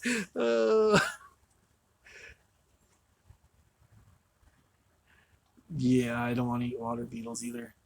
Puns for days. Yeah, puns for days. Countries hate us. Pizza in a bag. Is that a bear behind me?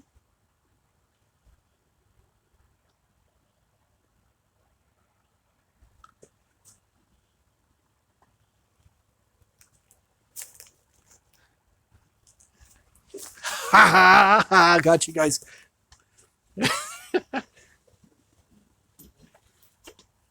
But I do keep finding gopher holes. Yeah, the salmon jerky. It was kind of fishy. It was, yeah. Money in the bag. Yeah, money in the bag sounds better than pizza in the bag. Just don't eat it because money is dirty.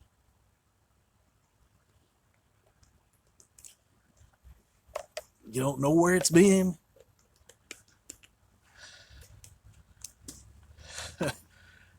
Yep. Money is very, very, very, very dirty. All the neighbors are coming around. It's like whenever I do make a video, gator jerky is different. Gator jerky. I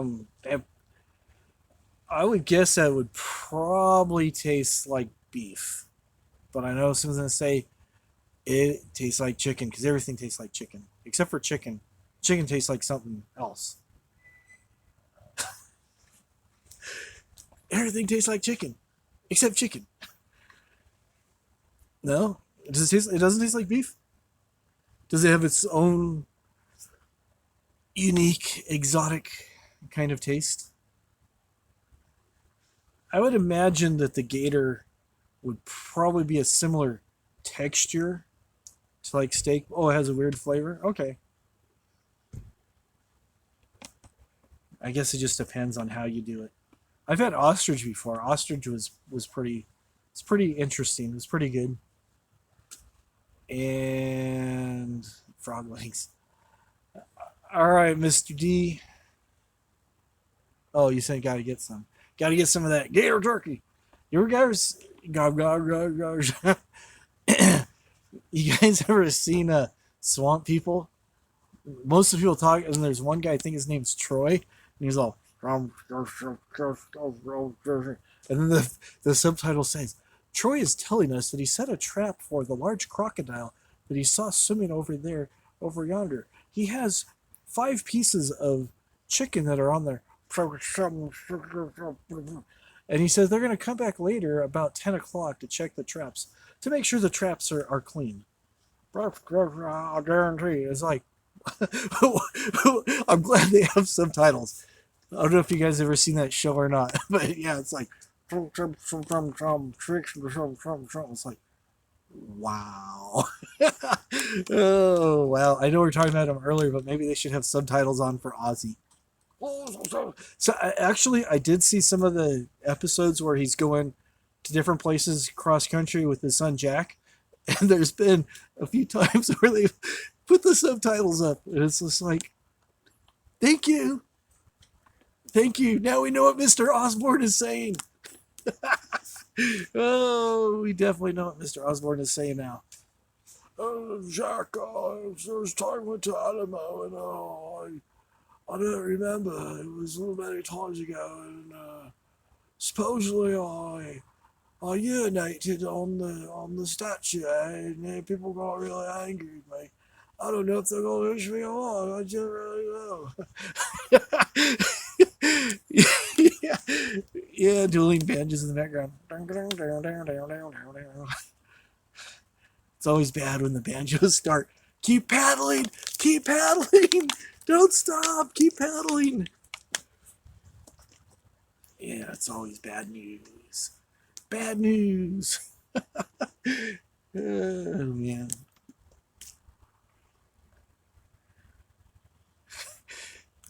Zombie stuff.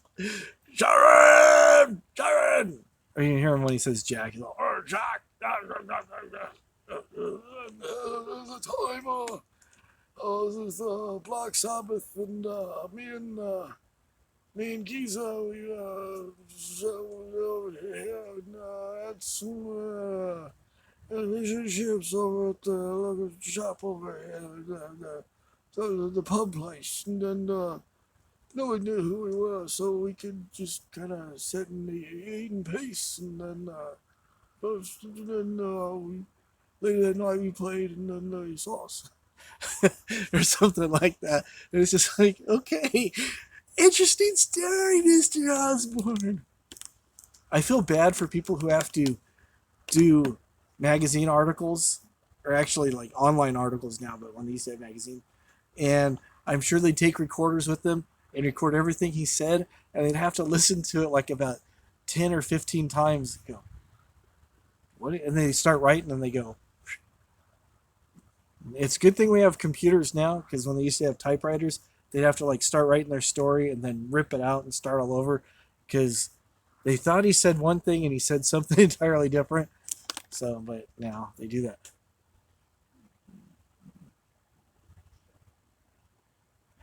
Yeah, I don't know what's going on with him, because he's been on tour and then his wife's been there, so maybe they work things out. They've been off and on from like the start. Real, I mean, they'll be fine, and then something happens, and then they're just, I don't know. I'm not privy to that information. Yeah, you wonder how he's. They use that a lot. He's out of his head. He's off his head. He is. He's off his nut. Ozzy's off his nut, he is. I was just talking to Jack and Kelly, and I said, you'd better do something about your father. I don't know what he's doing. They said, relax, Mum. It's okay. He's off his nut, he is, I tell you. Sharon Osbourne is such a nice lady. Yeah, he's... You hear that?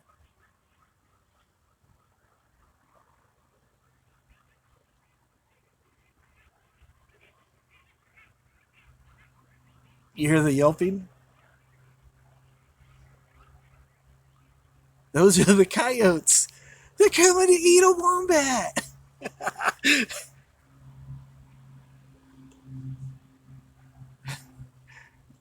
Yeah, he's just like a little old man who wandered off. Sharon! Yeah, they're a little ways away, but when you can hear them yelping like that, they're a little too close. Yeah, the wombat stomp. Yep, I'll be doing that. Don't worry. They're pretty timid actually. If they see you, they usually kind of stay away. They'll go a little ways away from you, but they'll keep their eyes on you. But they just kind of go about, and they're just looking really for whatever they can. That they can eat. That's not gonna put up a fight. So yeah, they're usually not too bad. Light a fire.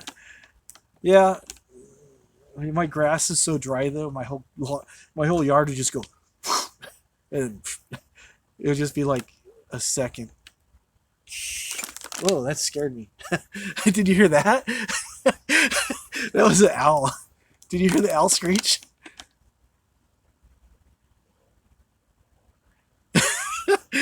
Owls eat wombats. Oh wow! Did you guys hear that screech? I don't know how well it transferred over because I know it's talking, but it just flew over. It's all. It's letting me know I'm watching you. The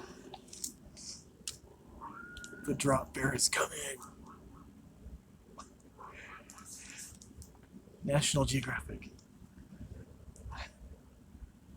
Crocky. I need to put on like some different clothes. One of those hats with the brim turned to the side. Crocky, we're here in the outback. We got the wild dingoes howling in the distance. Was that a chicken? That was actually an owl. You didn't hear it?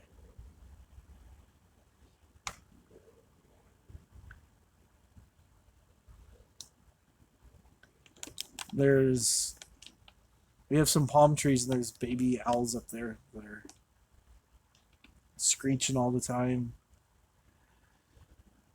Everybody's screeching, screeching, screeching.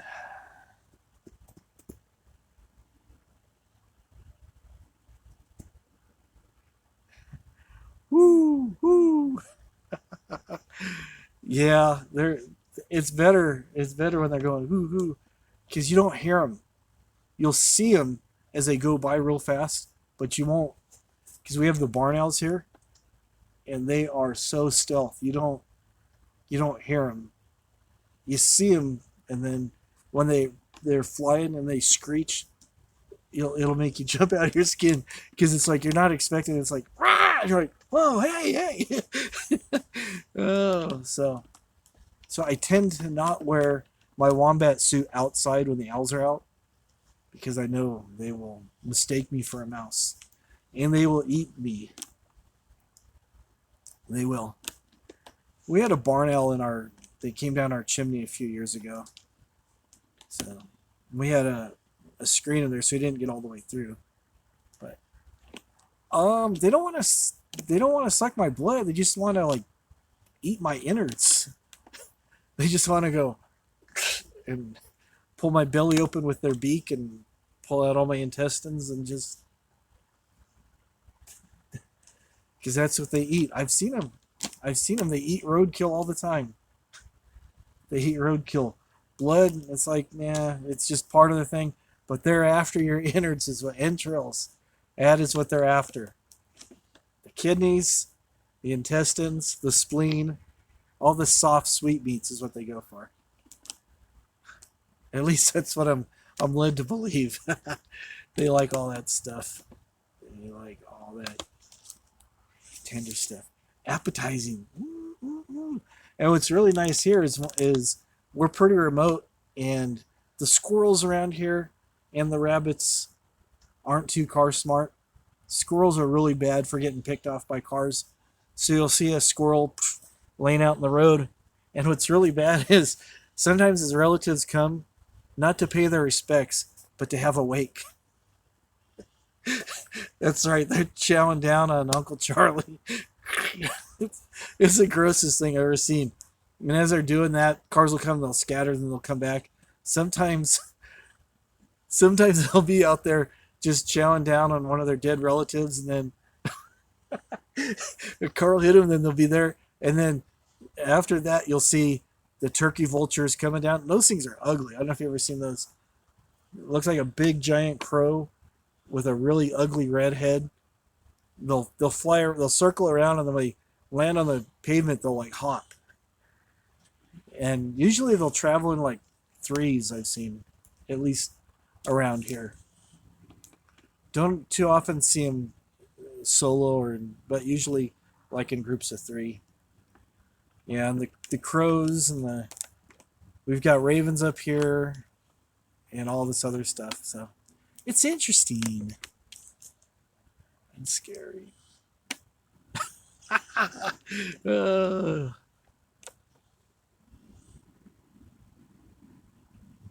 You hear that screeching off in the distance?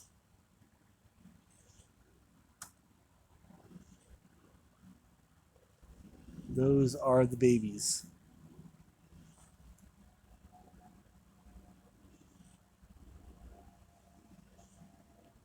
Don't see any choppers out tonight. Sometimes the choppers come. Oh, there's one way over there.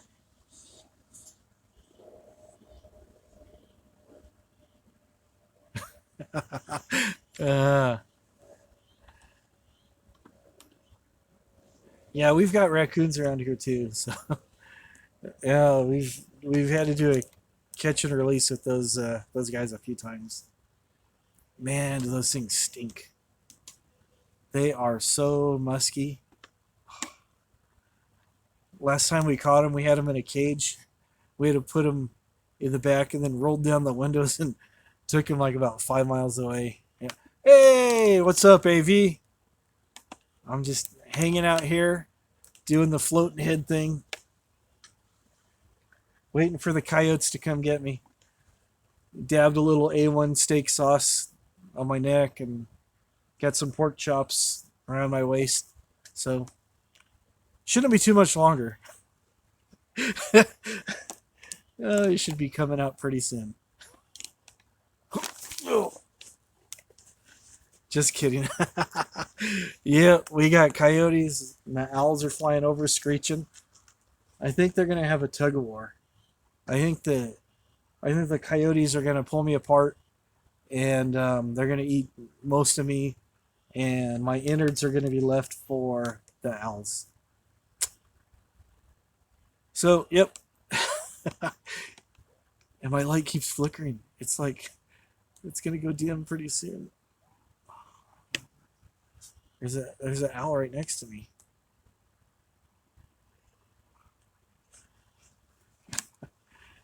Just kidding. Alrighty. Yeah, I was just showing off my base earlier, AV. Shadow puppet time. So, there's a rake. Oh my gosh. I'm afraid. I am so afraid.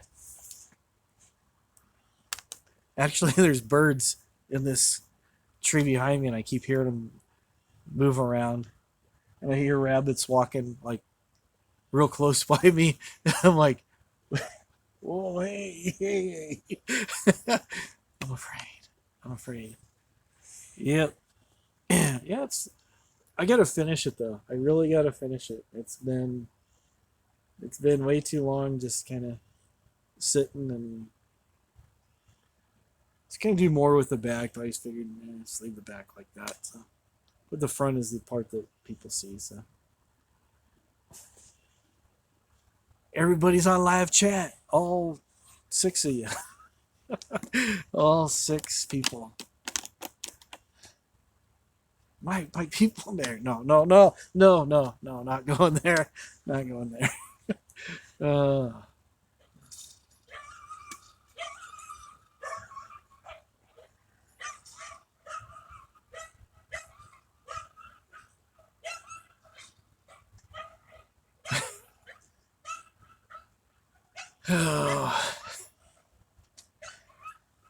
That's the neighbor's dogs.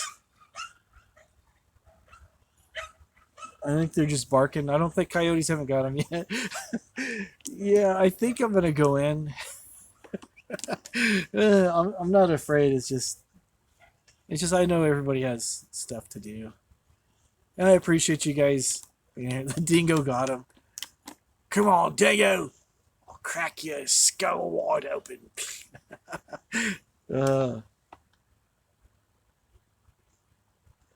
Sometimes we have loose dogs too, which I've got about 1.5 acres, and the fence is open, so it kind of concerns me sometimes. I'll hear like chains in the distance, like you can that distinct sound of a dog chain like rattling. And you hear their collar. You're like, all right, who's out there? What's out there? What you want? What you want? So, yeah, I just figured. Oh yeah, you hear them? Yeah. Yep, we got them. Got those and barn owls and hawks and you name it. I'm so afraid. Is that better? I'm so scared. I don't know what I'm doing. I'm so out of breath. I've been running.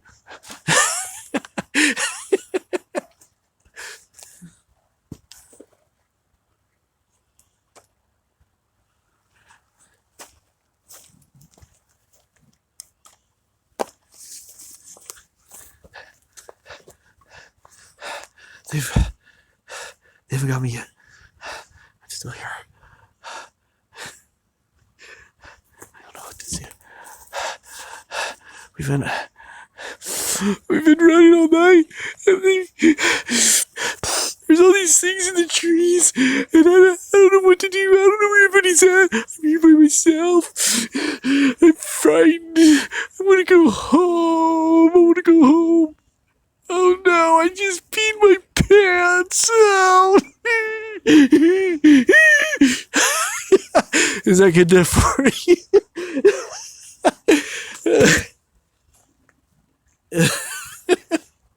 Oh man.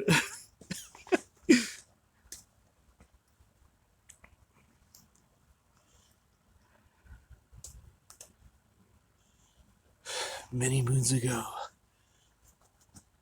on a dark night such as this, there was a man who was prospecting. I look like the Wizard of Oz. Pay no attention to the man behind the curtain. I am the great and powerful Oz.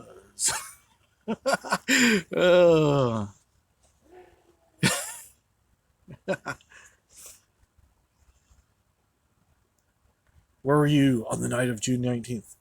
Oh, I don't know, mister. This is like an interrogation light.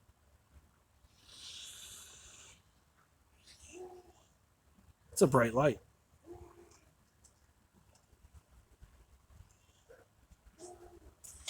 I hear you, rabbits. I hear you. Come out, little rabbit, and I will get you.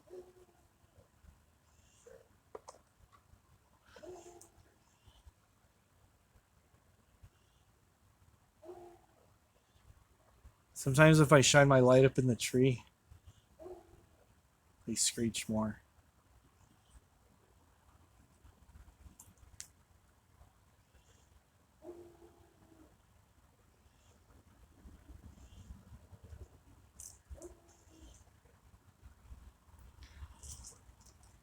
Something is really behind me.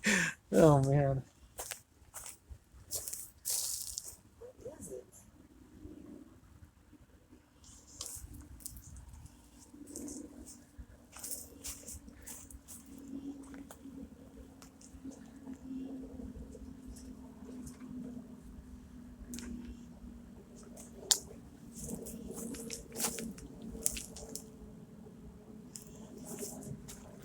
I don't see it either. I don't see it.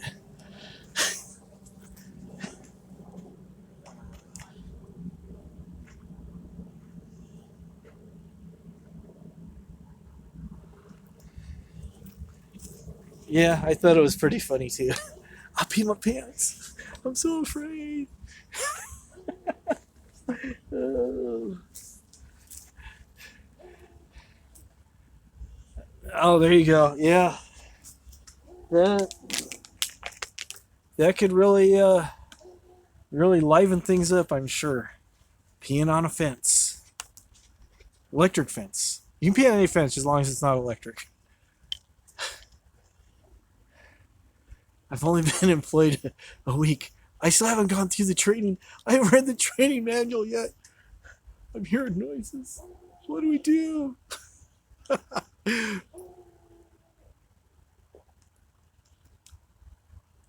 They are. They are. We have one rabbit that's around.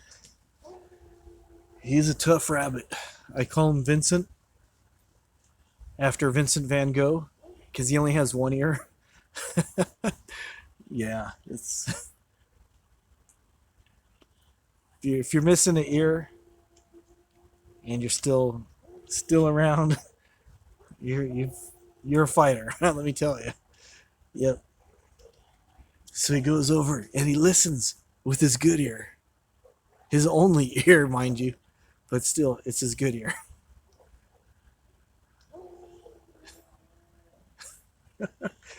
Yeah.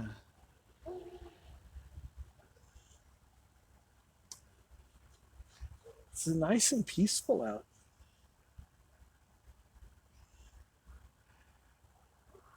Gnashing, gnarling rabbits. It's just a little bunny rabbit. No! Monty Python and the Holy Grail. I don't know if you guys have seen that with the killer rabbit that takes out everybody. Uh, it's just a little bunny rabbit. Yeah, let's see here. Put this down here. Put this down here. Yeah, I got.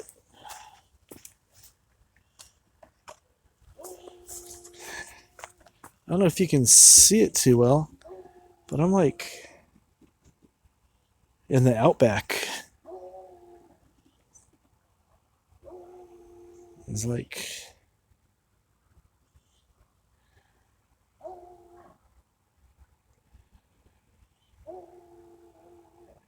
people are far away from me.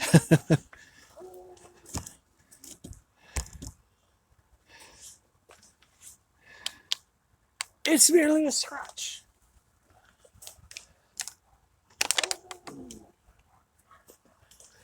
Kindly move, Sir Knight. It's just a flesh wound. Come back.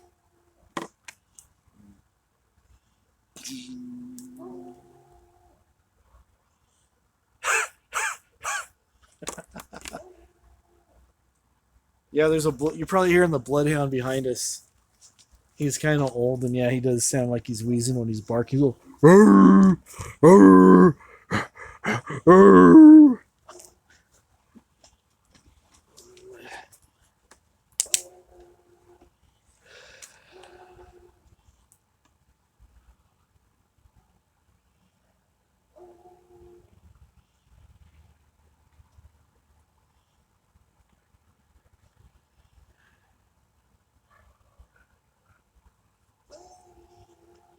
There was a time before you and I were here.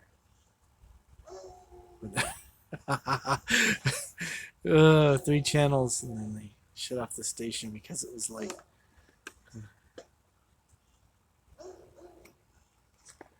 No UHFs, not today. Yeah, I gotta make some more UFO videos. You guys might have seen the one that I did where I went to the big satellite dishes about contacting the aliens.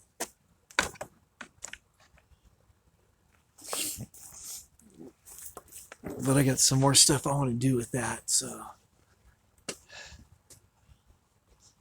just working on some effects and different things and stuff. So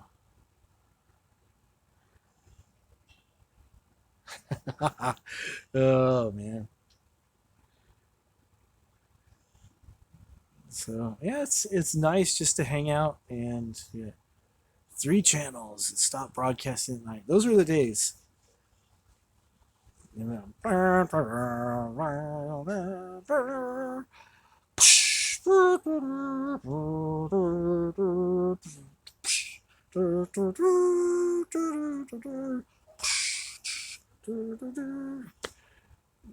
And then you have the big, the Indian come on, the test pattern.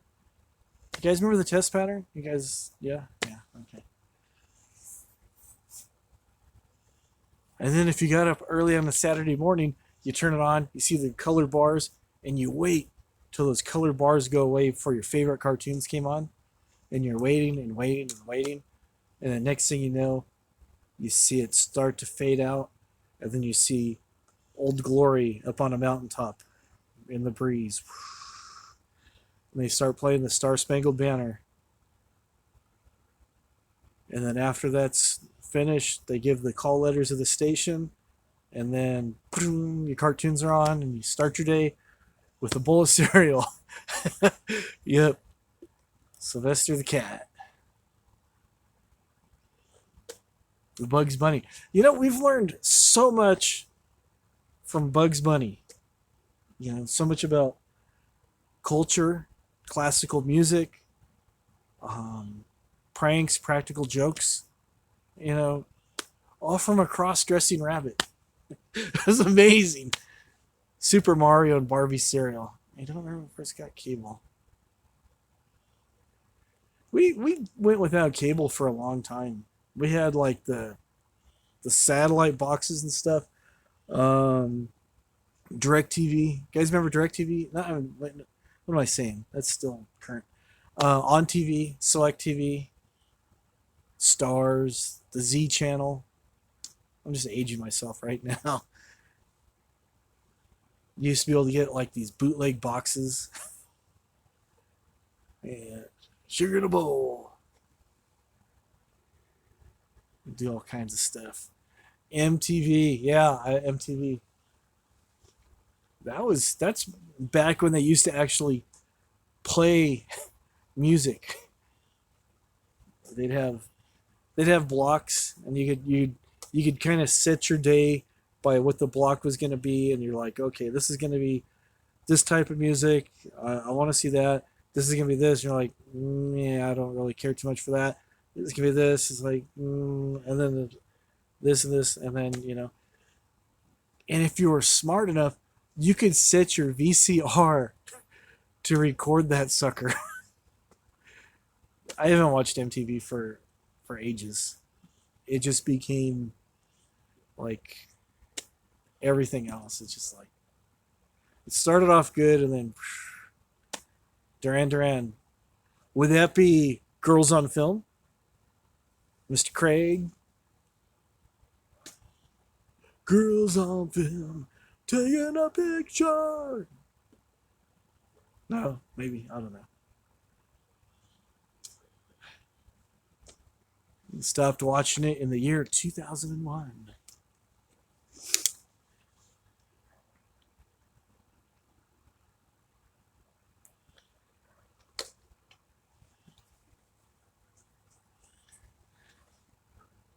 Oh, New Moon, probably New Moon on Monday. That was one of their big songs too. New Moon on Monday. I don't remember the words to that one either. Or the one where they're Save a Prayer, where they go to India and they're riding on elephants and stuff. Yeah, Electric Barbarella, that was another one of their big songs. Or the Reflex. Hungry like the wolf. 'Cause I'm hungry like the wolf. Cyndi Lauper. Yep.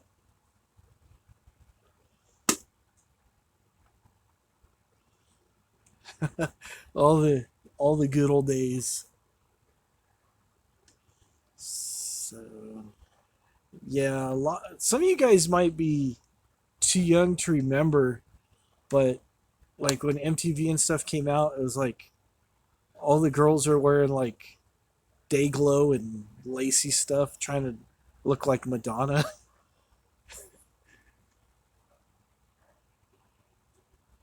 Yeah, Come Undone. That's a good song by them. That is a really good song.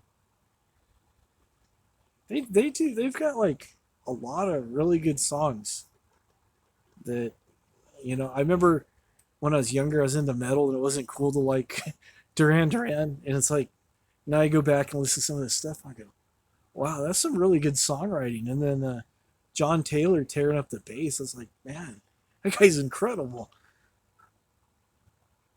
They did White Lines too. Oh, they did that song White Lines. Oh, they redid that one. Yeah, yeah, but yeah, I remember back in the day it was all about Ozzy and Maiden and yeah, Iron Maiden. 80s music. Some of the music in the 80s was good, and some of the other music was kind of like, I don't know. Billy Squire. Yep. I remember Billy Squire. Uh oh. Old man hairs out of your ear. Some coming out of your ear, out of your nose. Launch.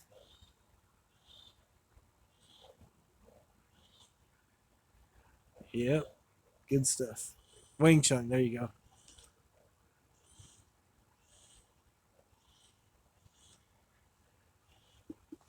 Yeah, there's some good music back then. It seems like everybody says, "Oh, this music's terrible" here and there. Every decade has some really good stuff, and then some other stuff. You didn't like Missing Persons? Oh well. I remember when they first came out. I had a little bit of a crush on the singer Dale, and she was a girl, but she had a boy's name. I didn't know why, but I didn't really care. But I was like, oh okay, whatever. Yeah, Devo, Whip It. Isn't that were they singing about a dog? One of those whippets? And they're like saying, "Good boy, whip it good," and patting it on the head. No, I don't know. Falco, 9 Inch Nails, Clash, KDMFK. Yeah, I used to listen to all those, except for Menudo. I didn't listen to Menudo. Ah, take on me, take on me, turn me on.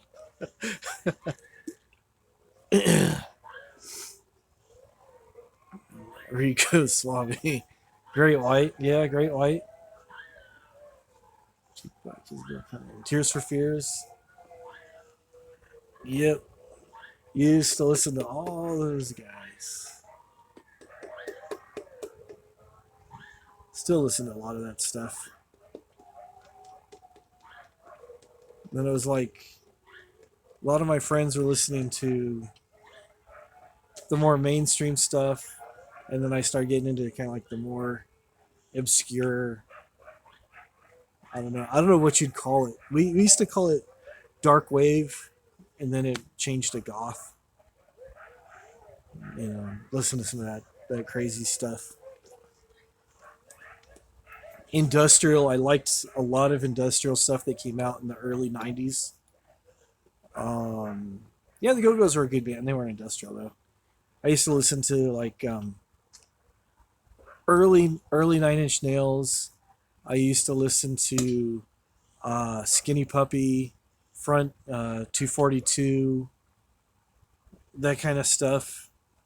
Real heavy synth and guitar stuff, along with the whole thrash scene. I really dug that. Anthrax and Anthrax is probably my favorite out of all those people. Anthrax, Megadeth, Metallica, all those chugga chugga chugga chugga chugga chugga chugga chugga chugga.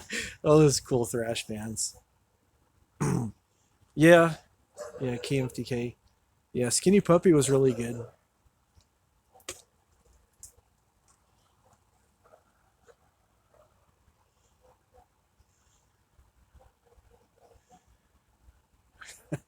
Was there life in danger? Yeah, yeah, a lot of good music.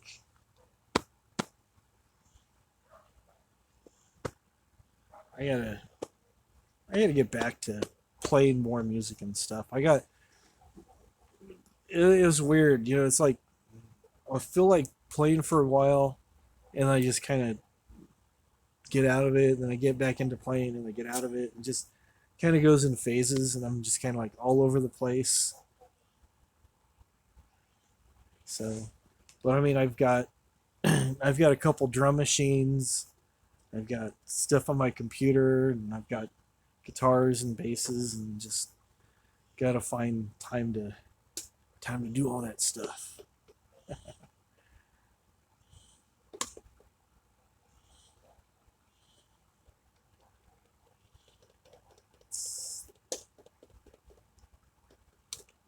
So, anyways, I don't even know what time it is now. It's probably after midnight where most of you guys are at. What is it, about 9, 10 o'clock here? I don't even know. Lita Ford, yeah, Lita Ford was okay. Lita Ford, she wasn't too bad. I was more of a Joan Jett fan. Yeah, Dennis time. Oh, Rother Hagar. Um, that's kind of a tough one. I never really, believe it or not, I was not a huge Van Halen fan. A lot of my friends are into him. I was just kind of like, I don't know. They both had good things to offer, but bad things. I don't know. It's like they had more hits with Sammy. Their more popular stuff was Sammy, and they sold more records and stuff. But like the classic first two albums were probably really good. Fair Warning was. Here I am. Gonna go. Never really followed them, but I actually still own Van Halen, Van Halen 2, Women and Children First, Fair Warning, and OU 812, and the other one, 5150. Yeah, I'm like, yeah, yeah, David Lee Roth. David Lee Roth! He was like a game show host. It was crazy. It was just like, that was crazy. Yeah. Dave made the band fun. Yeah, they always had weird rumors going around and stuff. The one with the brown M&M, how they were not allowed to have brown M&Ms backstage, and I thought that was kind of weird and stuff. But I saw a interview of him talking about that on YouTube of all things, and it was kind of interesting because they put that, like, they had like a really big thick contract when they play somewhere, and they want to make sure everything was safe to play, so they'd have like certain requirements of how much electrical load they needed, weight for the stage, and all kinds of things and stuff along with that. In the middle they said no brown M&Ms, and they did that so they know if there's brown M&Ms anywhere backstage that they didn't read the contract, and there was times where things were kind of hairy and stuff. And when they weren't, you have to watch a video for yourself. It's pretty interesting. Yeah, Steve Perry. Yeah, yeah. Journey was a chick band. The only time you listen to Journey is when your girlfriend was listening to Journey, and then she'll, isn't this wonderful? And you're like, yeah, it's cool, babe. But as a dude, you don't listen to Journey. It's just like, Neil. I mean, all the guys were talented. Neil could tear it up on the guitar. Yeah, Steve could sing. Steve could sing. The other guy, what? What's his name? The guy who took over, Ariel, whatever. Arnell, that's his name, Arnell. The guy who took over when Steve left, the guy that they found on YouTube doing Journey covers and they went on tour and stuff. That guy was amazing. I was like, wow, that guy sang way better than Steve. You know, apologize to Steve, but whatever. But yeah, there's a lot of those bands that you just like. Those are chick songs, dude. You can't. It ain't cool. I mean, if you're there, if you're a chick, that's one thing. That's what the songs are for. They're for you guys. But if you're a dude hanging out with the other dudes, and Journey comes on, it's just like, uh, you listen to that, you're like, yeah. So you just kind of, it was just kind of one of those unwritten things. It's like you didn't have to say anything. Like I'd be hanging out with somebody, just chilling out, listening to the radio, and they'd play, Van Halen and all this stuff, and they sneak in a Journey song, and you just kind of like look at each other, waiting for the first one to get up and change the station. Uh, that's why usually we just relied on our cassettes, our illegal bootleg cassettes that we made off each other's albums. Foreigner. I want to know what love is. Slaughter. Oh, my wife thought Slaughter was pretty awesome. They're good. Did you know, interesting trivia fact here, that Kiss, their guitar player Vinnie Vincent, when he left Kiss, he put together a band with Mark Slaughter and the rest of the guys, and they kicked Vinnie out, and they continued on as Slaughter and did a lot better, sold records and all kinds of stuff. I actually owned, and I gave it away after like probably having about a month, the Vinnie Vincent Invasion. Oh, it was just like, it was cringy. It was just like they do like these ballads, these up tempo, other songs mixed in there and stuff. And every other song was just like shred fest. It was just like, and then he's like, and didn't it was like so out of place. It's just like, and they finally just said, you know what, Vinny, we know this is supposed to be your thing, but we'll see ya.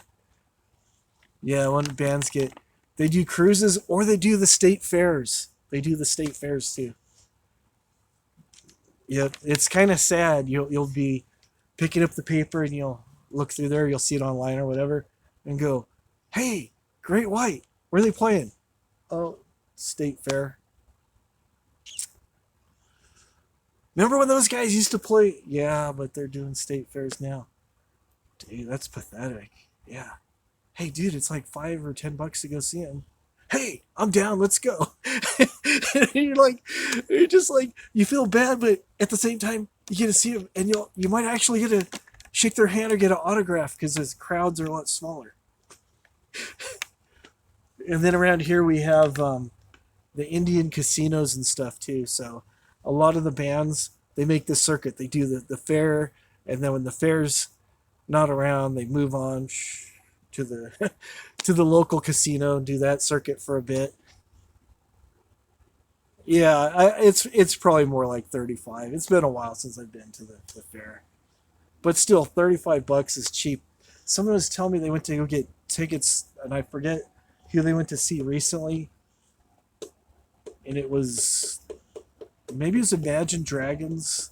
This guy at work with, and he got the nosebleed seats, and I think he said they're like $180 a piece. I was just like, wow. Yeah, it's crazy. Oh yeah, I saw the comment about Great White. Yeah, there's 2 or 3 different Great Whites. There's Jack Russell's Great White, Mark, I'm forgetting his last name. Mark somebody's Great White. Great White's Great White. It's kind of sad though when a lot of these bands they have these issues and they kind of rather than just going off doing new stuff, they hang on to doing the old songs. I mean, because that's what people expect from them. But it's like then they start going to court and suing each other. Who gets to use the name Great White or Queensryche? It's like Jeff left Queensryche, and the whole rest of the group was still there. They wanted to carry on, and you know, it was just one of those things. Oh, the drummer was killed. Yeah, and one of their guitar players was killed in that big fire. That was like really sad, and a bunch of other people because they locked the door, or they were having people try to get into the club without paying the entrance or something. So they locked the door. Yeah. Wow, $300 10 years ago in Omaha. Yeah, Rolling Stones. It's just me and Keith here now. Oh, those guys are still going, but they're like old. Yeah, I never was into the Stones. Lots of people I knew just thought they were the greatest thing, and I'm just like, okay. To me, all their songs sounded the same. Yeah, Keith Richards has expensive habits. Yeah. Just I don't know. Was it me, or did all their songs sound almost the same? Start me up, down, down, down, down. She's so Coca-Cola, she's so Coca-Cola, like a IQ cone. I liked Bowie. Bowie was Bowie's better, but I like the older Bowie, like the Ziggy Stardust Bowie, and I'll never be your pizza burning. That is what it sounds like he's saying, but he's like, I'll never be your pizza burden. Yeah. I hear Mr. Frog. Me and Keith working on a new album. It sounds just like an old album. It's really good.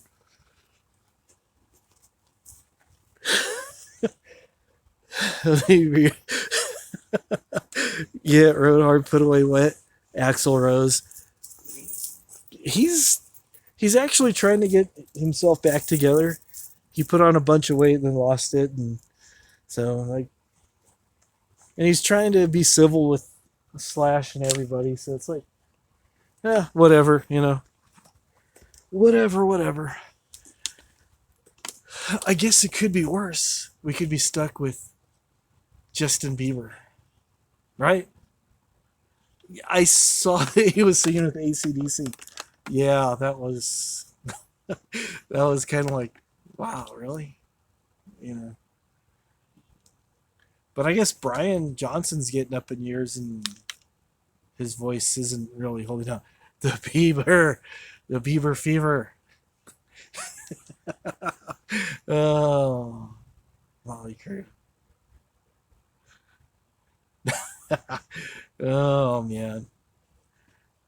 I was talking about to somebody a while back about making fake shirts and stuff because I saw at the Hot Topic at the mall by my house they had the Ramones logo, but it was One Direction with all the band members' names, and I was like, "That's sacrilege!"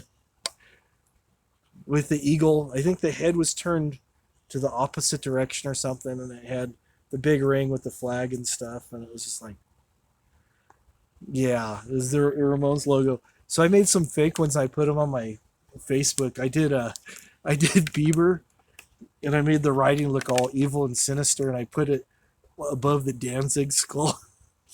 The skull with the horns. And then there was the exploited skull. I put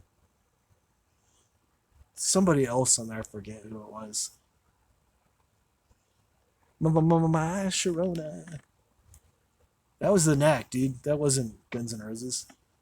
Guns N' Roses was knees, yeah. You know where you are? You're in the jungle, baby. You're gonna die. I don't want to do it too loud. Disturb the neighbors. No, we said Justin Bieber, not Shaved Beaver. They get mad when you shave them. They try to bite you with their teeth and slap you with their tail. Deep Purple. Yeah, I heard that they're doing good. But then I heard Richie Blackmore was trying to start trouble and stuff, and yeah, whatever. All these bands, it's like just like YouTube. The bands are having drama, and it's just like, just go over it. My Michelle, you're talking about the first Guns N' Roses album, Appetite for Destruction, yeah.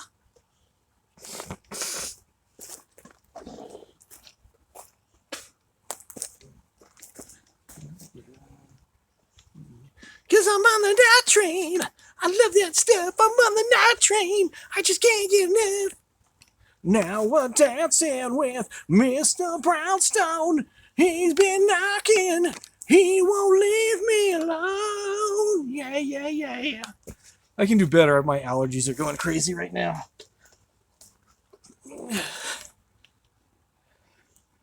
Yeah. You still have it on cassette? Yeah, I gave my cassette away, but I do have it somewhere on CD.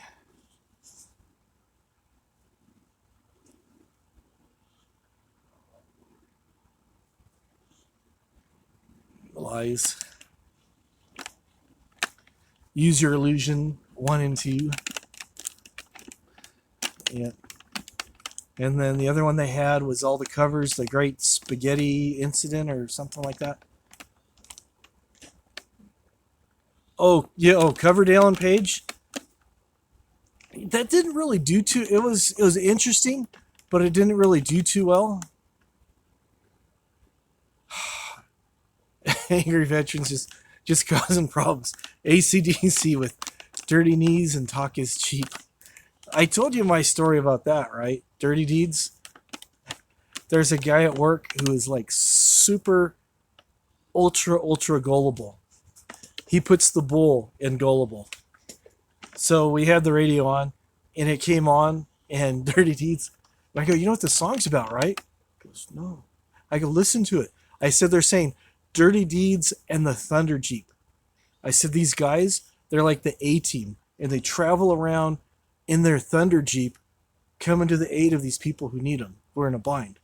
It's like, really? Yep. Dirty Deeds and the Thunder Jeep. Dirty Deeds and the Thunder Jeep. Dirty Deeds and... So he went to go do something. I went on the computer, and I did this. I went to find the lyrics, and I brought them over into... I think it was just like Microsoft Word or something. I forget what the program was, but I put it in there, and then I took out Thunder Jeep and I changed it to Thunder Jeep. It was when he was at lunch, and I printed it all out. I go, dude, you don't believe me? Look, I just printed this out. And he's like, and he took it home, and he asked his dad, who's like older than me, and he's like, his dad's like, nah, he's just messing with you. I do that all the time with songs like that. The Thunder Jeep, or the Go-Go's Our Lips Are Sealed. I tell him that's Otis the Seal. Otis the Seal. Otis the Seal. Or Belinda Carlisle, the lead singer from the Go-Go's when she went solo. Her big song, Circle in the Sand. I told him it's Turtle in the Sand. He goes, what? I go, yeah, they're singing about, walking hand in hand on the beach and how romantic it was, because they were on their honeymoon and they saw this turtle on the beach. There's a mother turtle with all her babies around it, and it was such a beautiful thing. She decided to put this into a song, and it's called Turtle in the Sand, to capture the... And he's like, just looking at me like, really? I don't know if it's he's gullible or I'm just that convincing. It wasn't a turtle head in the sand. Nor a prairie dog. I know that's coming next. Was not that. Oh, turtle in the sand. Turtle in the sand. Flippers going round. Flippers going round and round and round. Something, I don't know.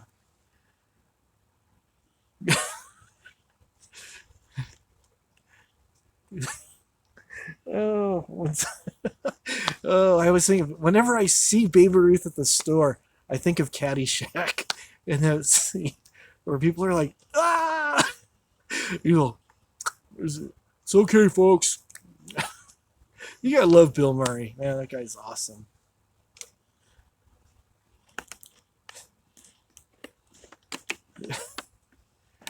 Yep. Yep, yep, yep.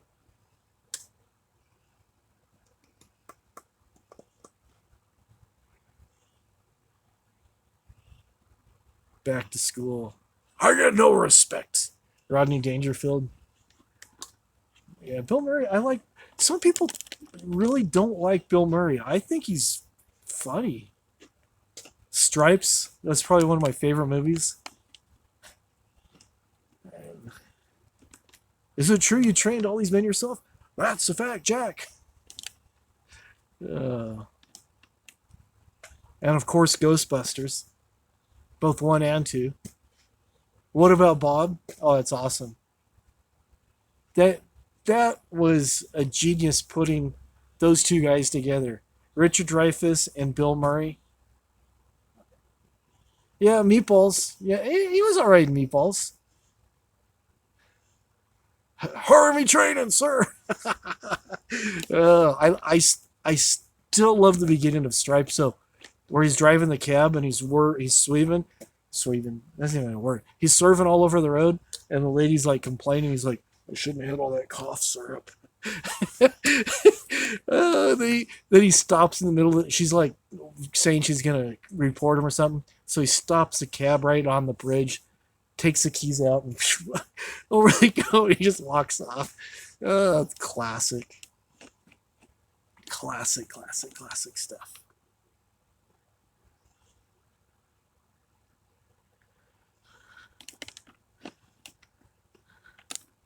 Yep, lean, mean, fight machine.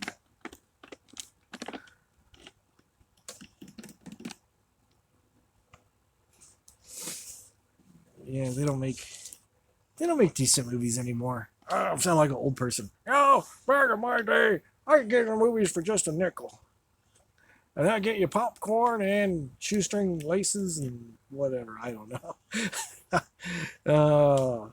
Seems like nowadays a lot of the movies are just reboots of old movies and stuff. No original ideas.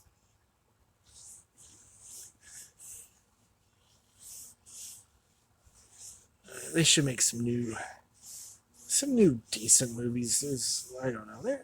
Some of the movies they're okay, but it's just like I don't know. Maybe it's just me, but it's like I try watching something on TV or cable or something. It's just like I've seen this movie before. I can't think of the name of it because it reminds me of like 3 movies just chopped up and smashed together. John Candy was good. John Candy was pretty awesome. The Great Outdoors, Planes, Trains, Automobiles, Uncle Buck. You guys remember Uncle Buck? Oh yeah, John Candy. He was good.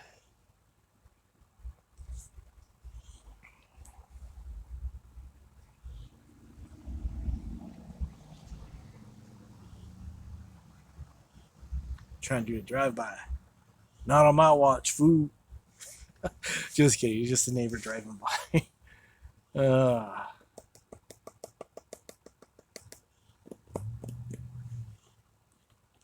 wow.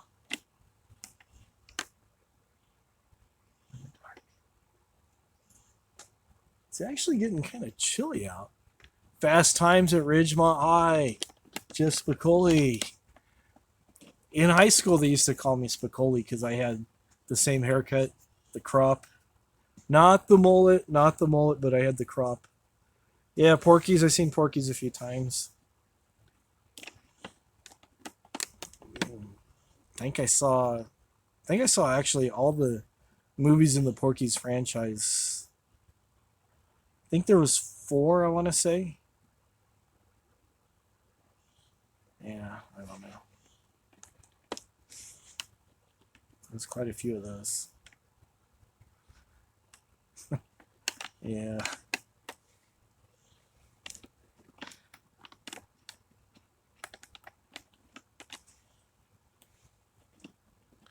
Better off dead. There we go. I want my $2. Sorry, Johnny. I don't have a dime. Didn't ask for a dime. $2. Cash. And then he goes through the whole movie trying to track him down. I want my $2. I like the Camaro. The Camaro was sweet. That was nice. The tasty car. Yeah, that movie was pretty funny. Sorry about your mom, Ricky.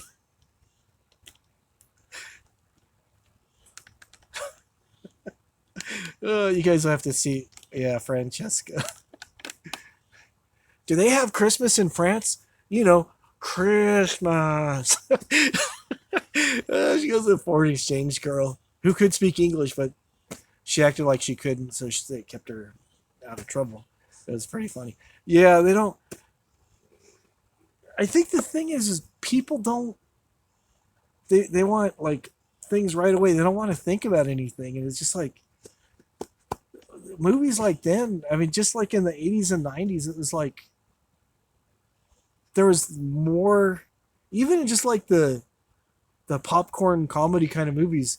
There was more detail and writing and stuff. It just seemed like people cared more rather than just, oh, how much money we're gonna make off this movie. Yeah, Breakfast Club. Breakfast Club was good. Mrs. Wombat really likes the Breakfast Club. So.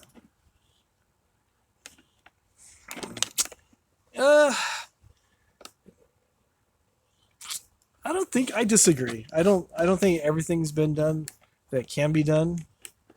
I think it's just trying to think outside the box and not do the same old that's been done.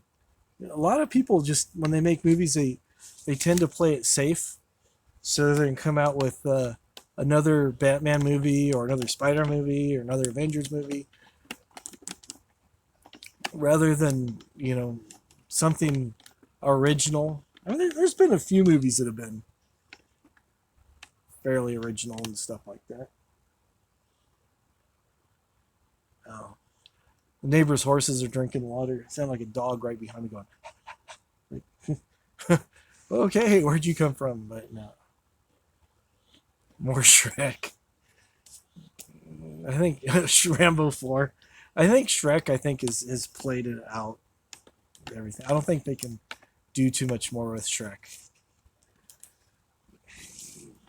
There's certain things you can do. It's like the way I look at it, you can do a sequel if you're continuing with the story, picking up where the original one left off, or jumping ahead in time a little bit. But sometimes they just kind of repackage the same thing and just kind of tweak it just a little bit, and it's just like, yeah, like the Harry Potters were good because there was a sequence of events that you could see happening as the kids were going to school and maturing and getting older and whatnot and stuff. So, but some of the stuff is just like, I don't know. Die Hard. How many Die Hard movies are there? Bruce Willis with his walker with rocket launchers in Die Hard. Oh, it's like, I don't know.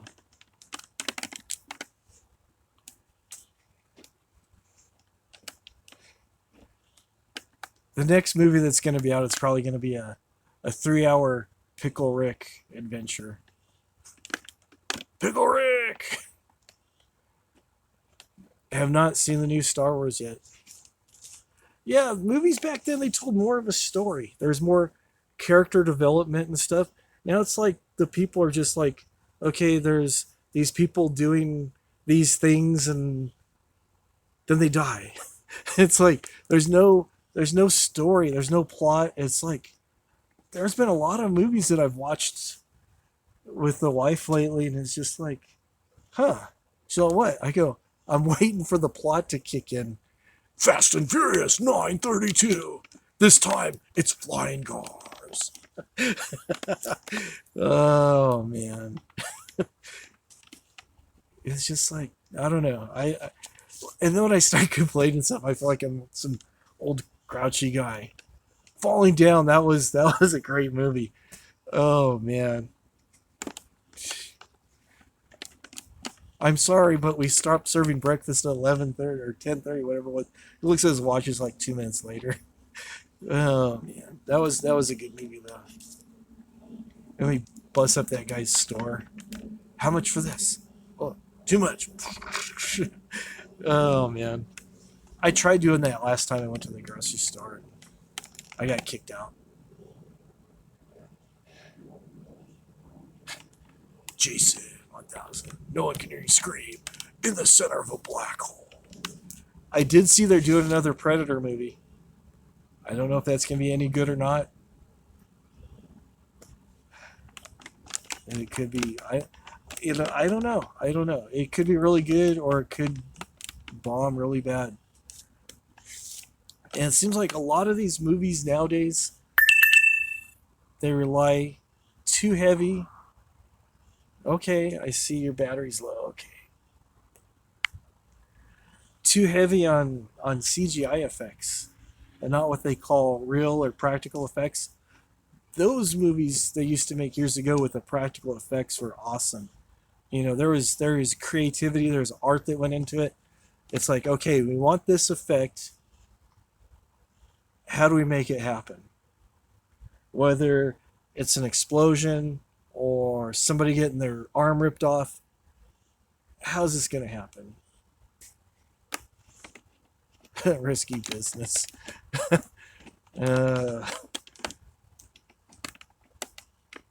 Yeah, some of the movies just wouldn't fly nowadays. Yeah. Cast years later, risky business.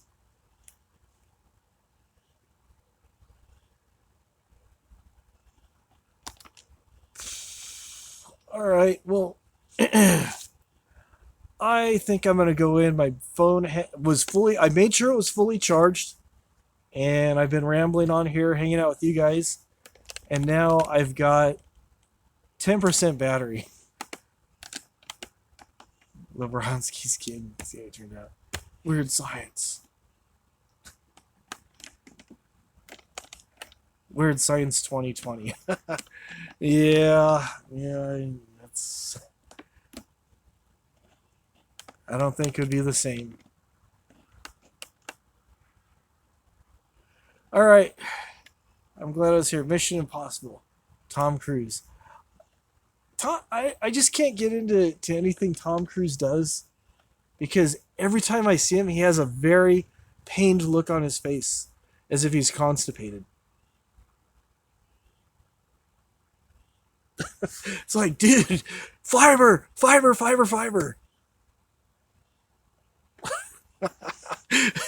uh, oh well.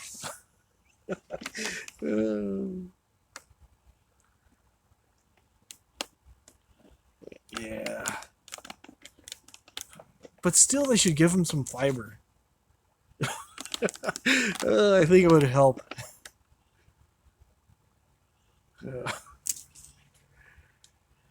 All right, guys. Thanks for hanging out with me. It's been fun. I am going to go in and have some dinner now. And before I become dinner, I keep hearing things rustling behind me. So I think it's time. So anyways, I will do more of these. The stream I know is a minute behind. I know that. So I'll be doing more of these. Maybe not so much outside. Outside was fun. This is cool. It was just kick back. It was fun. So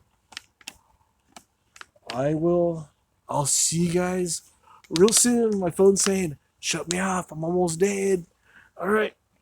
See you guys later. Have a great night. Bye-bye.